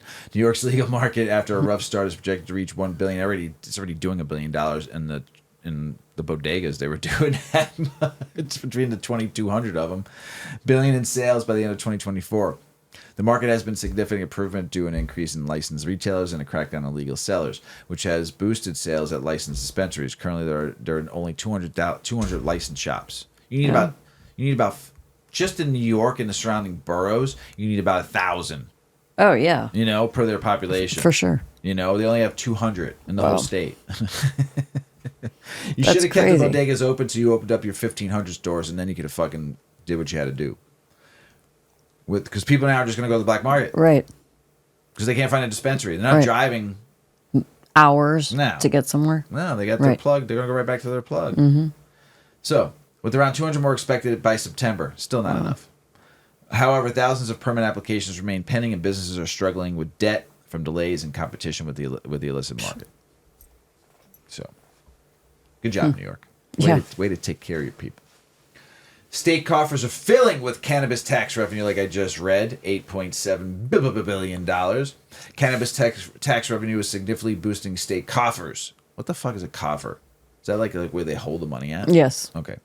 Contributing billions to public funds. States like California, Illinois, and Michigan are seeing substantial income from cannabis taxes, which are used for public services, including infrastructures and education. As more states legalize cannabis, the potential for tax revenue continues to grow. Like I talked about on the other one, right? On the $8.7 billion, it's their cash cow now, and they ain't getting rid of it. Mm-hmm. You're gonna see tax, just like cigarettes, just like fucking gas. They're gonna raise that tax little by little, percent here, percent there, and then you're gonna be paying 50-60% tax on your cannabis. Learn, know, grow. As more states legalize cannabis, the potential of tax revenue continues to grow, demonstrating the financial impact of cannabis industry on government budgets. Crazy. Majority of Arkansas voters back medical marijuana expansion ballot initiative poll. Recent poll shows that 54% of likely Arkansas voters support a proposed initiative to expand the state's medical marijuana program, allowing patients to grow their cannabis and enabling the doctors to recommend it for any medical condition. The initiative aims to enhance existing laws by broadening the list of recommending professionals and extending card renewal periods. The measure is seen as a step toward broader legalization, with the court case pending that could affect its placement on the ballot. Oregon voters will decide whether to ease way for cannabis workers to unionize. Study. Legal medical cannabis could save U.S. healthcare systems $29 billion per year. You think the fucking healthcare medical system likes that here and there? No. Not at all. Because all that money... They want to keep it away as long as they can. Oh, yeah. But $29 billion a year, medical cannabis can save us. I'm sure they're working hard to create a synthetic cannabis. Oh, there is. We already know that. Yeah. Epidiolex and all that stuff. Yeah. Study published in Applied medicine. Health Economics and Health Policy estimates that nationwide access to medical cannabis could save the U.S. healthcare system $29 billion annually. Employers in states with medical cannabis programs face 3.4% lower insurance premium cost. If all states legalize medical cannabis, employers could save... Ready for this? Employers can save $14.9 billion on individual plans and $8 billion for employee plus one plans, while employees would save $4.2 billion and $2.3 billion respectively. This represents a 0.65% reduction in total U.S. healthcare expenditures of a $4.5 trillion in 2022. That a lot of it that we pay for out of our own fucking tax dollars. That would shift the economy. Whew! We'd all be able to buy better homes. Yeah, but there'd be a lot of people out of work. Why? How? You know how many jobs that would affect if they could cut back that much? That's like you still need healthcare workers. I know, but You still need the healthcare system. I suppose. You don't need to overwhelm it. Right. You go to an emergency room today here in the south side of Chicago. Oh yeah, it's you're 8 hours just to see a doctor. at least. Yeah. Man, it ain't about money all the time. It's about saving I'm with humanity. you. I'm with you. Yeah. You know? Oktoberfest 2024. Beer, cannabis, and psychedelics. Oktoberfest 2024 faces new challenges with Germany's cannabis legalization. Woohoo! And rising popularity of psychedelics.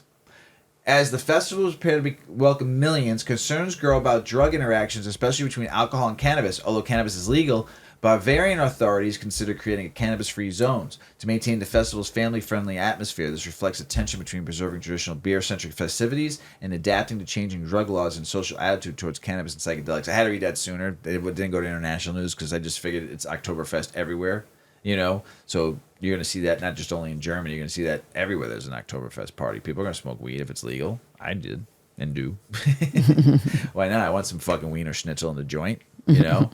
Couple pints, you know, you're good to go. What are those big fucking mugs they call them? Steins, thank you. Drink 2 or 3 of those, a couple J's. Good fucking... Sounds great. Sounds amazing. Some Wiener Schnitzel. A Wiener Schnitzel. I'm good to go. A brat. Yeah, and a pretzel. Bavarian pretzel. My gosh. We're going, you know where we're going? Where? We're going to go the The beer stoop.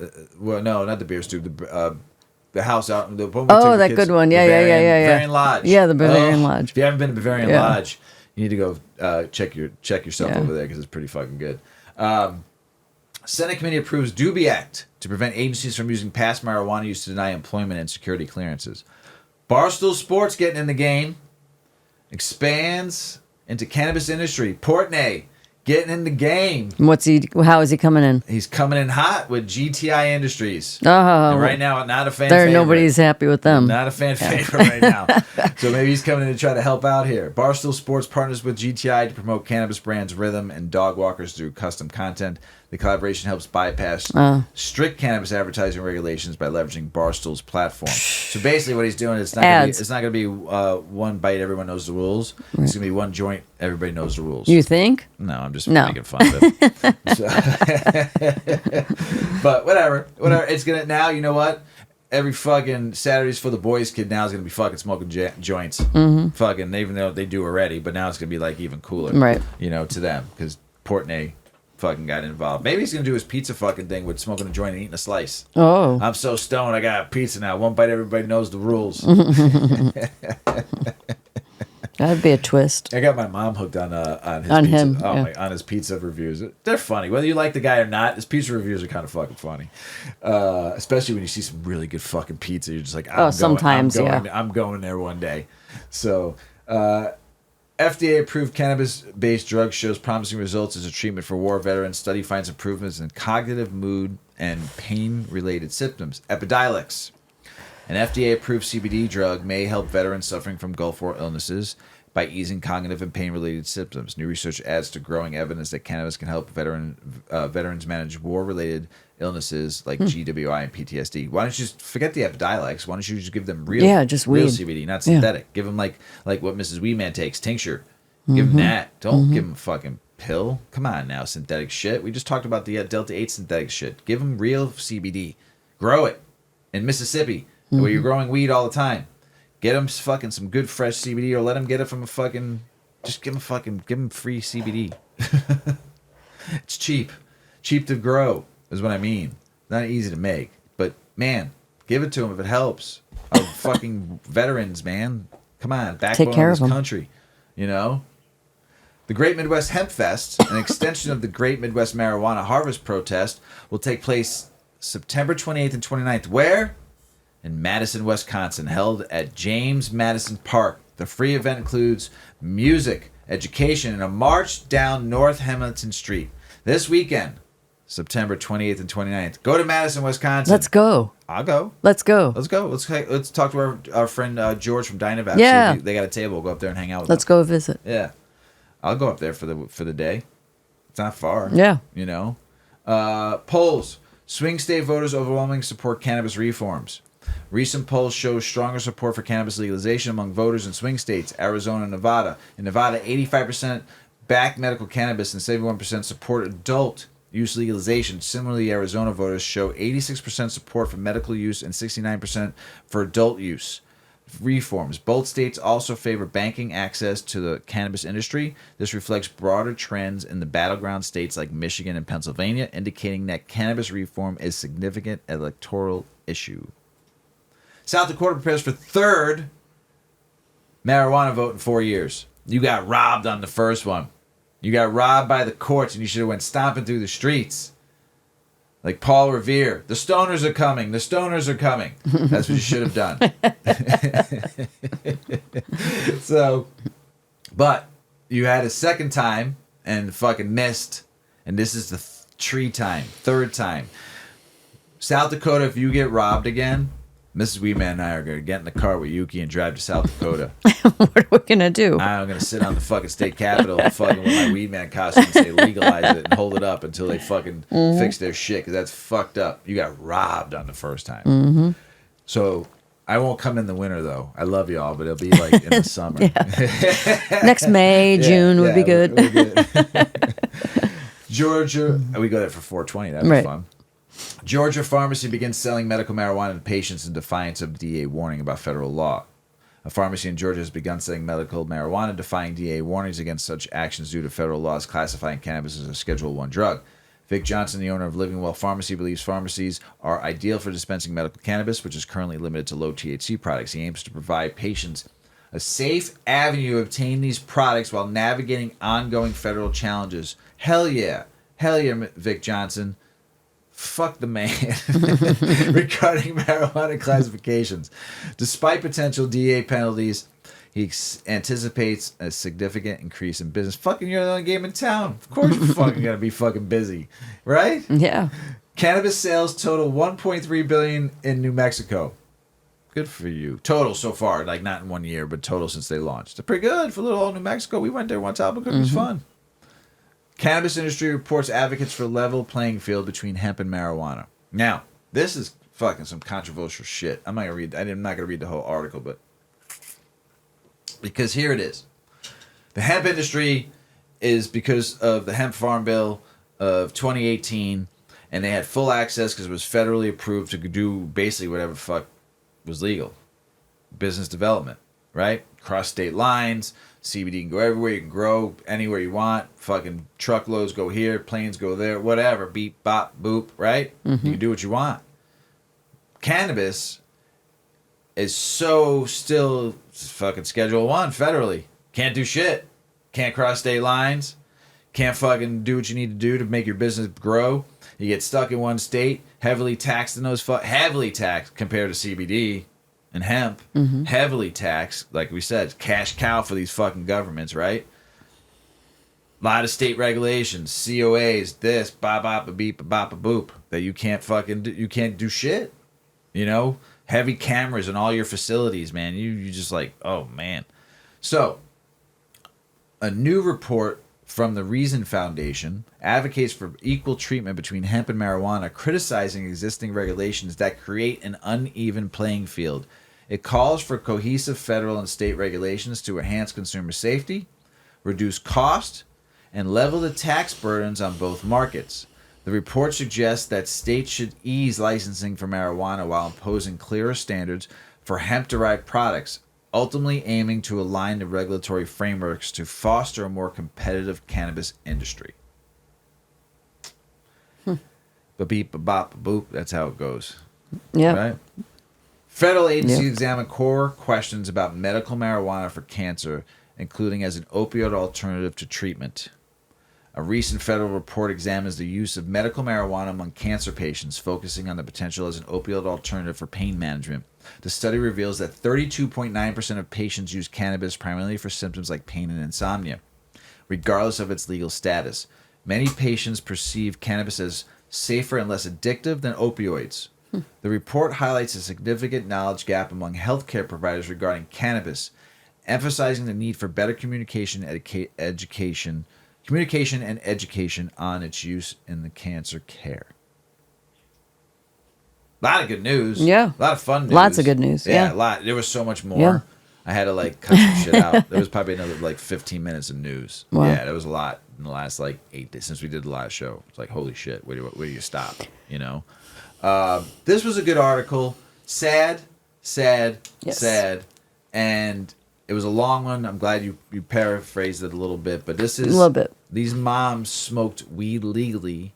Then their kids were taken away. Yep. Tell us about it, Ms. Weedman. And so this is an abbreviated excerpt. I had to leave a few stories out. There's stories within this because we'd be here all night. So I will put the link for this in our post. Yep. So these moms smoked weed legally and their kids were taken away. Sella Givens is a bit of a wild child. She'll wake you up at 6 a.m., chuck a sippy cup your way, insist you play with her until, well, you play with her. Those tendencies have earned this 3-year-old a nickname, says her mother, Dosha Givens, Crazy Horse. She knows she's loved. She knows she's spoiled, Dosha tells Rolling Stone. She's in her villain era. In moments when the last thing Dosha wants to do is build another block tower or yield the computer keyboard, she can't resist. The smile on her face just lights up a room, Dosha says. It can brighten the gloomiest of days, even ones when her life as a single mom in Cleveland felt impossible. That's why Dosha was devastated when Sella was taken from her. Days after the horrific car accident that mangled Dosha's bones and tore through her muscles, the days after, with numerous surgeries required to hammer and nail her skeleton back in place, the crippling pain persisted. Dosha was prescribed heavy-hitting narcotics, oxycodone, and Vicodin among them. But she was terrified of becoming an addict. So, with her doctor's blessing, Dosha says she started smoking weed. She asked if it would impair her breastfeeding. No, she recalls him saying. A lot of patients do it, she remembers a different doctor telling her. Nothing to worry about. Over the next couple of months, things were fairly normal. Dosha got a little better each day. Sella, who'd started daycare by then, came home early a couple of times. A little vomit, diarrhea, and occasional fever. Nothing extraordinary, Dosha says. In January of 2023, Sella's father took her to the emergency room. Within a few hours, a blood test for tetrahydrocannabinol, or THC, came back positive. Due to that result, Dosha posed an imminent risk of serious harm to her daughter, according to Ohio Department of Job and Family Services protocol. Within 24 hours, Dosha and Sella were separated. Ugh, it's just unsettling. Across the country, tens of thousands of mothers like Dosha are coming under scrutiny because of cannabis use, whether based on hearsay or urine toxicology tests, often done without maternal consent. Reports of cannabis use are triggering notifications to Child Protective Services. Family investigations and separations follow. Black mothers have been particularly vulnerable. A year-long Rolling Stone investigation reveals. That's all despite conflicting evidence that THC causes adverse effects to newborns, either in utero, via breast milk, or inhaled secondhand, despite the FDA having an August recommendation to the Drug Enforcement Agency that cannabis should be downgraded to a Schedule III controlled substance given its low risk of harm relative to other drugs. Despite cannabis products being at least partially decriminalized in 39 states, and despite statements from national medical organizations like the American College of Obstetrics and Gynecologists that oh my God, Negative. I think my brain just got... You got SharkBreath 2.0. It just went on pause. You got SharkBreath 2.0. Yeah. So, despite statements from national medical organizations like the American College of Obstetricians and Gynecologists that negative consequences of cannabis exposure for children, such as poor weight gain or school performance, may be due to poverty, rather than the substance itself. In comparison, separating children from their parents has long-term effects on nearly every aspect of their health. Rates of physical illness like heart disease and diabetes are higher. Rates of neurocognitive changes like developmental delay and regression are higher. Rates of mental illness like depression and suicidality are higher. Rates of truancy and incarceration are higher. Rates of unemployment, and poverty are higher. In a 2018 interview with the Washington Post, Charles Nelson, a neuroscientist specializing in pediatrics at Harvard Medical School, called the impact of family separations on childhood development catastrophic. And the percentage of children entering foster care due to substance use hits record highs. And as the country reckons with a world in which opinions on maternal bodily autonomy and so-called fetal personhood are reshaping the rights and protections afforded to pregnant people in the United States, individual states all over the map where it comes to cannabis use. The individual states are all over the map when it comes to cannabis use. Some, like Maryland, are passing laws to prevent parental investigations premised on marijuana alone. Good for you, Maryland. Others, like New York, say they aren't considering marijuana use as grounds for such investigations. Good for you, New York. But, advocates say, when combined with an empty fridge or a dirty home, it's leading to family separations nonetheless. Still, other states, like Dosha's home state of Ohio, are pioneering laws criminalizing any and all perinatal drug use, concluding that children exposed to marijuana are unnecessarily being abused or neglected. Dosha says they see what they want to see and they hear what they want to hear.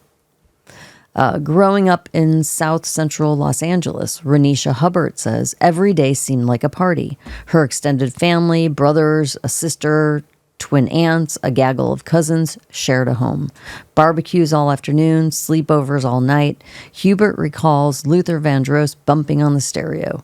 Family was everything, she tells Rolling Stone. Slowly, though, after the City Department of Children and Family Services started coming around, the house got quieter.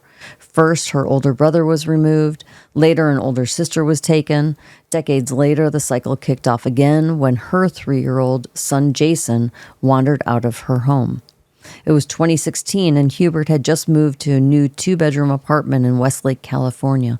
The rental wasn't child-proofed when they arrived. Among other things, the front door wasn't furnished with an inside lock. So, as Hubert napped following the hustle and bustle of the move, Jason, ever mischievous, walked out. Next thing she knew, a neighbor was shaking her awake, and soon after they tracked down the little explorer. Then, over the coming weeks, even after Hubert installed the lock, Jason found his way out again. Then a third time, and a fourth. That time, it wasn't a neighbor who came calling. It was the police. Soon, DCFS came calling too. One of the first items on DCFS's checklist, a drug test. Hubert tested positive for marijuana. Days later, Jason and his older sister, Jamisha, then 5, were taken away.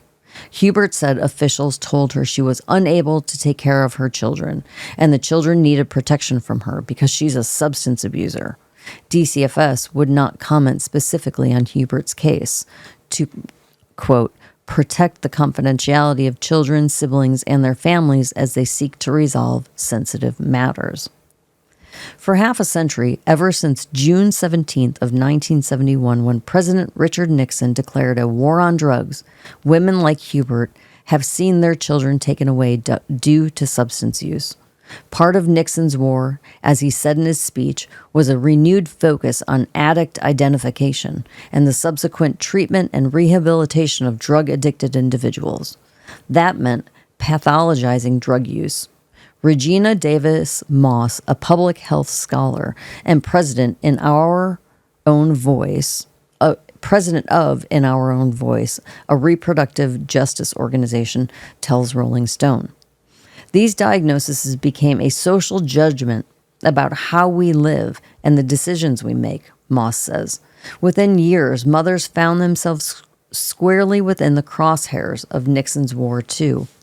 In a 1986 speech, First Lady Nancy Reagan suggested that mothers who use drugs are killing our children. In 1990, the Department of Health and Human Services Office of the Inspector published a referendum on the wide-ranging problem of crack babies. The report recommended, among other things, that state and local governments make it easier to remove children from parents who use drugs. Since then, tens of thousands of families have been separated every year.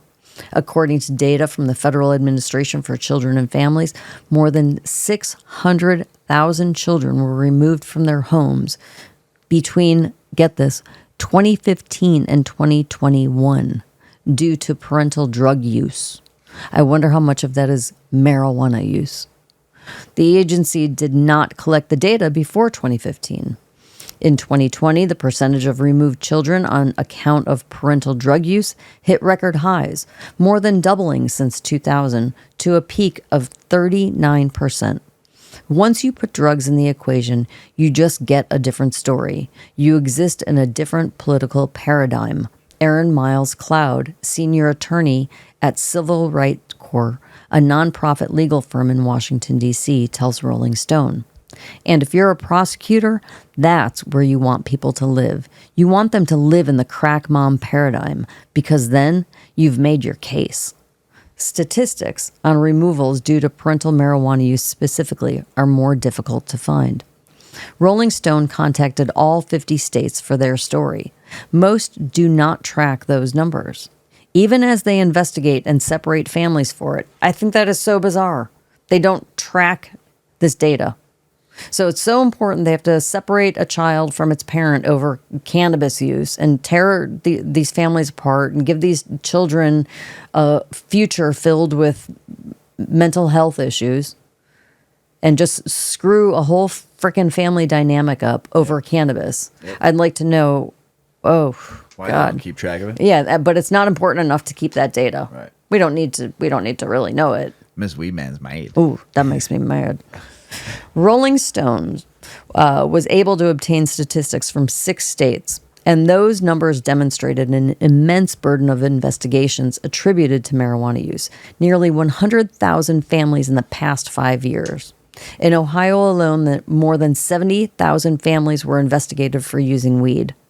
Data obtained from West Virginia, Nebraska, and Iowa revealed thousands more investigations over the same period. Moreover, the data shows these investigations disproportionately target people of color.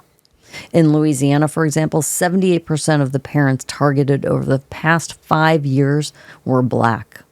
In North Carolina, 53% of those investigated in the past 3 years were black. Investigations due to maternal marijuana use also far outnumbered those sparked by maternal tobacco or alcohol use, both of which are statistically more common in white Americans, and both of which we know cause harm. According to federal data, alcohol led to fewer than 11,000 child separations. Oh, I can tell you firsthand, it's destructive. And only 11,000 children are removed from a home for it. In 2022, compared with over 60,000 due to other substances. So an alcohol abuse home where there's probably some other abuse happening versus a drug abuse where there's other abuse happening. Whatever. You can't measure abuse, right? It's just a bad environment. But wow. 60,000 over drugs. And still, only 11,000 over alcohol. Yeah. You know how much more alcohol use there is than abuse and child abuse in those situations? Mm-hmm. Anyway, the system says if you're black or brown, being a fit parent means not using drugs. Miriam Mack, policy director for Families Defense at Bronx Defenders, a nonprofit legal firm in New York City, tells Rolling Stone. Those kinds of drug allegations leave people like Hubert in a tough spot.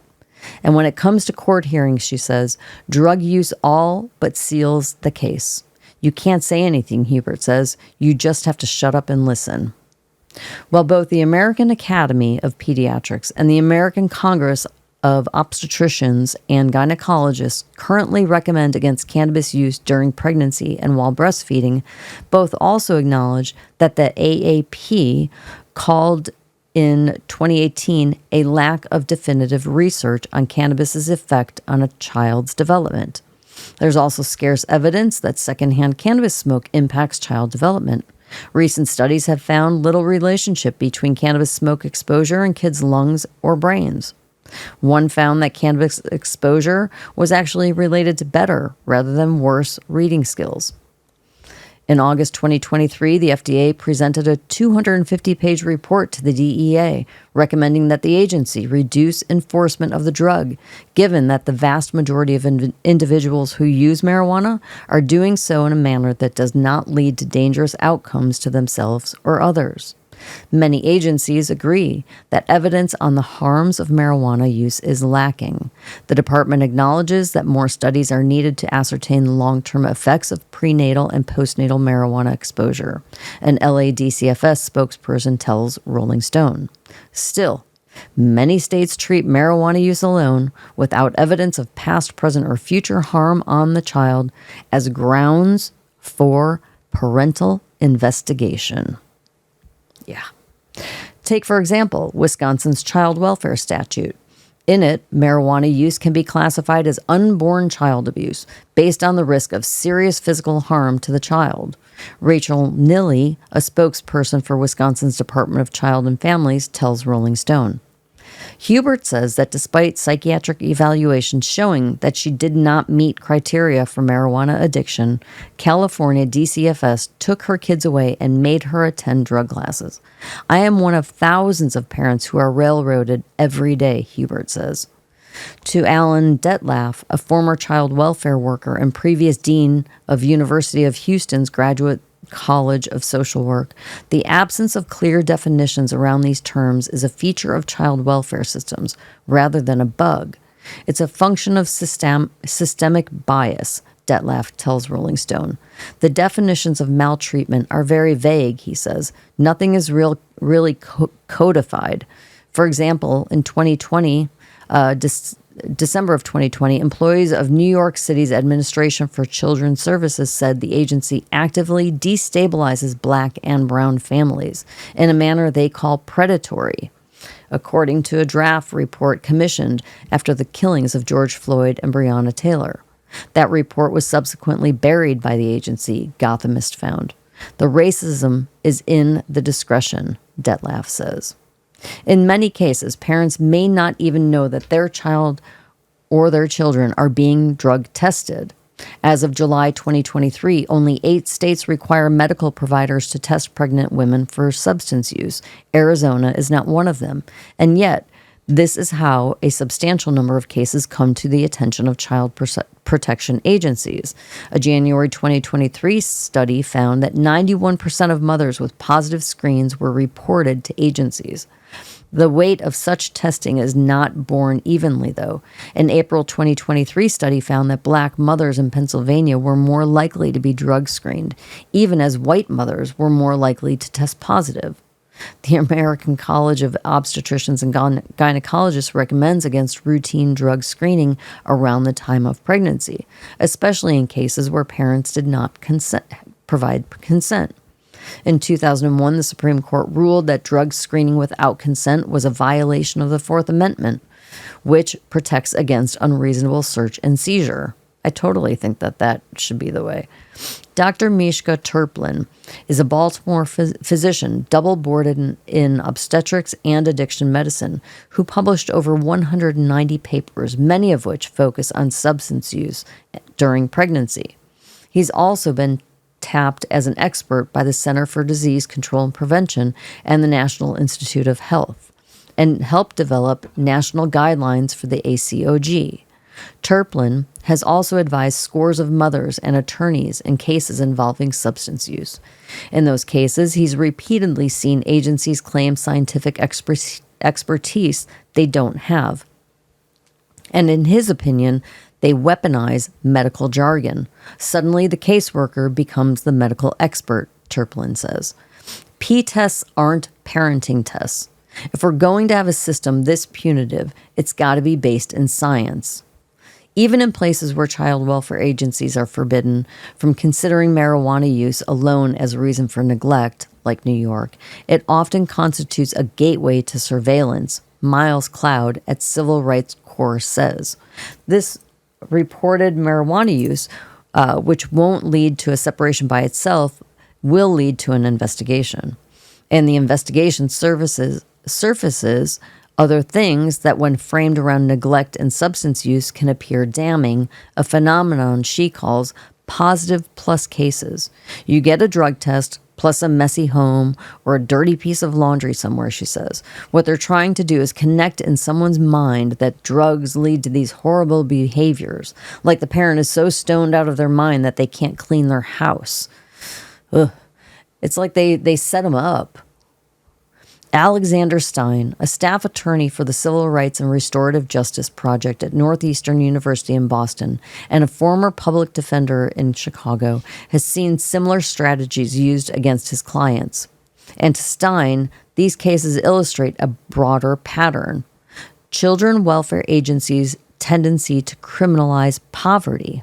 That's really what it's coming down to. Yep. The legal term in Illinois, Stein tells Rolling Stone, is an injurious environment, defined by the state as any circumstance that, quote, may likely cause harm to a child's health, physical well-being, or welfare due to the parent or caregiver's blatant disregard, quote. That's an amorous concept, Stein says, which for a lot of my clients in practice could be anything. Advocates like Mac at Bronx Defenders are also quick to point out that while parents suffering from poverty are more vulnerable to losing their children, they rarely receive any benefit to support their need. In contrast, foster families receive a stipend of around $4,500 per year from the state to support children separated from their parents, historical research shows. Doesn't that just sound so stupid? The parent is struggling. They can't. You're dividing a family because they're poor. And so you're finding a reason to say that they're unfit because there's marijuana in the house. So now they're unfit because it's messy and there's the smell of marijuana. So now you're unfit and we're going to take your family away and we're going to give your kid to someone else and pay them. Why not pay to give them counseling, give them some financial counseling, give them some educational tools, give them some advocacy to help them better their lives so they can improve the situation that they're living in and keep their family together. But no, we're just going to pay foster parents are wonderful because there is a need for them. Don't get me wrong. But if you think of it in this way, you're penalizing the parent instead of providing tools and resources. Right. There's like a little mosquito or something flying around. Your favorite bug.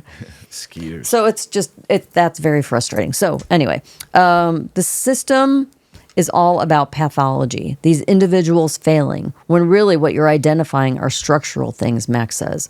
But if you can't pay rent or you don't have food on the table, then it's not an individual failing. It's just poverty. The specter of family separation due to marijuana use also creates a different issue. Mothers foregoing care altogether. In Cleveland, Dosha has heard of other parents doing just that while they're pregnant or after delivery, avoiding the emergency room for anything short of life-threatening situations.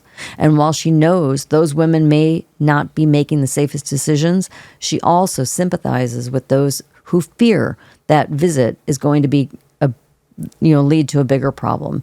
In an era of so-called fetal personhood, the conservative ideology that grants legal rights to infants not yet born, that risk becomes more real every day. States like Mississippi and South Carolina are already using chemical endangerment laws to prosecute women criminally for prenatal drug use. In Oklahoma and Alabama, women have been charged for using cannabis, including medical marijuana. Any sort of outside influence to determine whether or not I can keep my child could be and is a deterrent for women who are seeking care, Moss at In Your Own Voice says. When asked about the state's approach to child removal cases involving marijuana, Leanne Cornyn, director of Ohio's Department of Mental Health and Addiction Services and former chief of staff for Governor Mike DeWine, tells Rolling Stone, there is no universal approach given that enforcement varies by county. What we should be focusing on is deploying our resources to conduct investigations on children that have the evidence of needing help. According to a recent study in the Journal of American Medical Association, in 2019, Black maternal mortality rates in Ohio, it was around 60 per 100,000, a figure 2 to 9 times higher than any other racial group. That makes giving birth as a Black person in Ohio statistically more dangerous than in countries like El Salvador and Syria. And according to 2020 data from Ohio, Cuyahoga County, I think I butchered that, where Cleveland is located, had a Black infant mortality rate of 15 per 1,000. That figure was almost 4 times that of white children, indicating that being born as a Black infant in the county was more dangerous than in countries like Mongolia, Tonga, or Costa Rica. Jeez. Questioned about these statistics, Cornyn says that we want every Ohioan to live up to their full potential. It's a work in progress, she adds. Clearly, we're not all the way there yet. Dosha, who I mentioned earlier in the article, went to parenting classes and substance use classes for weeks after Sella was removed from her custody. She drove across town for drug tests once or twice a day, paid for gas, arrived late for work, and bore those consequences. Ohio Job and Family Services would text her on a Friday morning, she recalls, demanding a test in the next 48 hours, even as drug testing centers refused to accommodate her on the weekends. And if you miss a test, they told her that counts as a positive. How do you know you're not addicted? A judge asked her at one point when she questioned the necessity of the tests. Despite her hesitations, Dosha complied. Eventually, she and Sella were reunited. And while it took her daughter months to get over her separation anxieties, Sella is now all but normal and wild. Dosha says she knows her decisions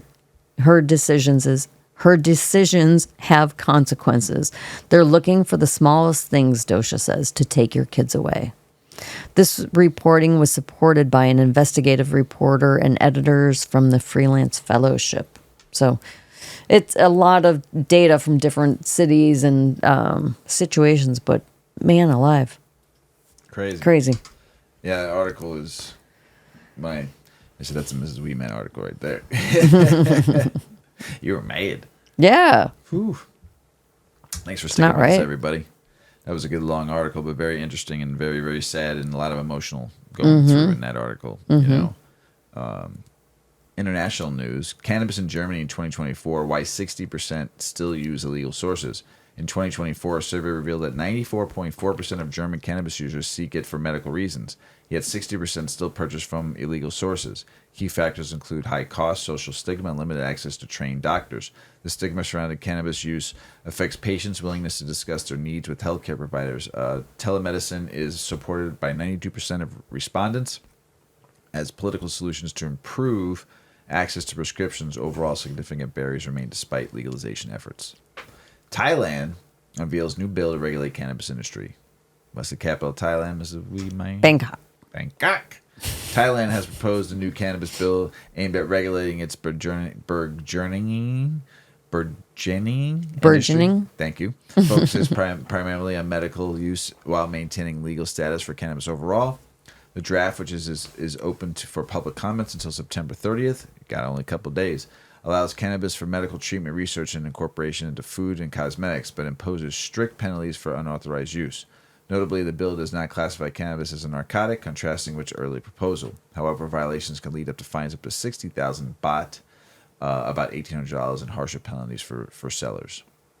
Africa, industrial hemp industry projected to be worth up to $2.4 billion. Wow, that's a lot of money. Africa's hemp industry is projected to reach a value of $2.4 billion according to Africa Hemp Fund. The continent's favorable climate and vast land offer significant potential for hemp cultivation, excluding the booming CBD sector.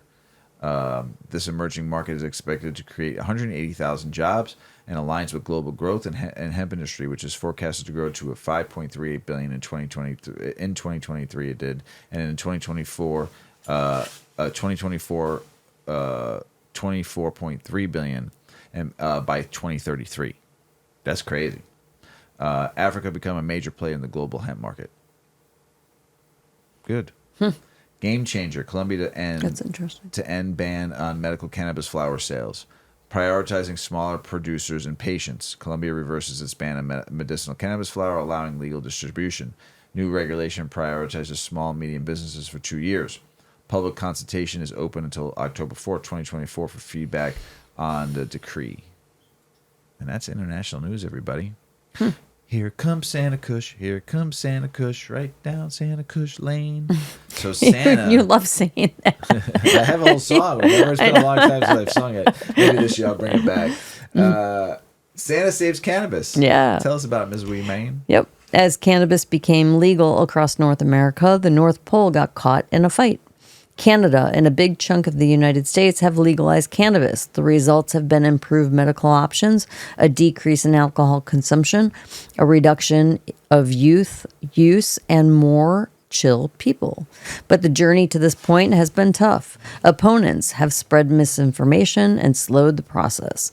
Even the current administration has been lackadaisical in their approach. Medical marijuana patients will tell you the benefits in treatment of chronic pain, cancer, insomnia, inflammation, and more.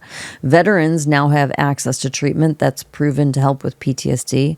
It's been a battle, but in one case, Santa saves Christmas for marijuana fans. Thomas O'Connor, a monk, legally changed his name to Santa Claus in 2005. He's a city welfare activist and local city council member. He's also a cancer patient and a consumer of medical marijuana. Baby. Santa. He resides in North Pole, Alaska, which originally banned all cannabis use. As a small suburb of Fairbanks, known for its year-round Christmas decorations, including candy cane striped streetlights, Santa Claus House is a Christmas store with walls covered in children's letters to Santa and a huge statue of Santa outside. Streets have names like Kris Kringle Drive and Mistletoe Lane. In 2016, the local city council voted to ban marijuana businesses within its city limits. But they didn't talk to the official leader of the North Pole, Santa Claus. Yeah. When it happened, Santa shared with Alaska's KTUU, I think that they are embracing the spirit of love. I think that they're doing... Oh, I'm sorry. I think they are not embracing, big difference, the spirit of love. I think what they are doing is endangering hate, which comes from fear. Santa, baby. Yeah. But you don't become Santa without having some goodwill, determination, and drive.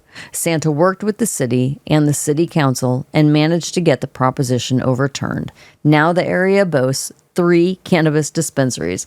And Santa, well, he continues his children welfare advocacy work. I like that.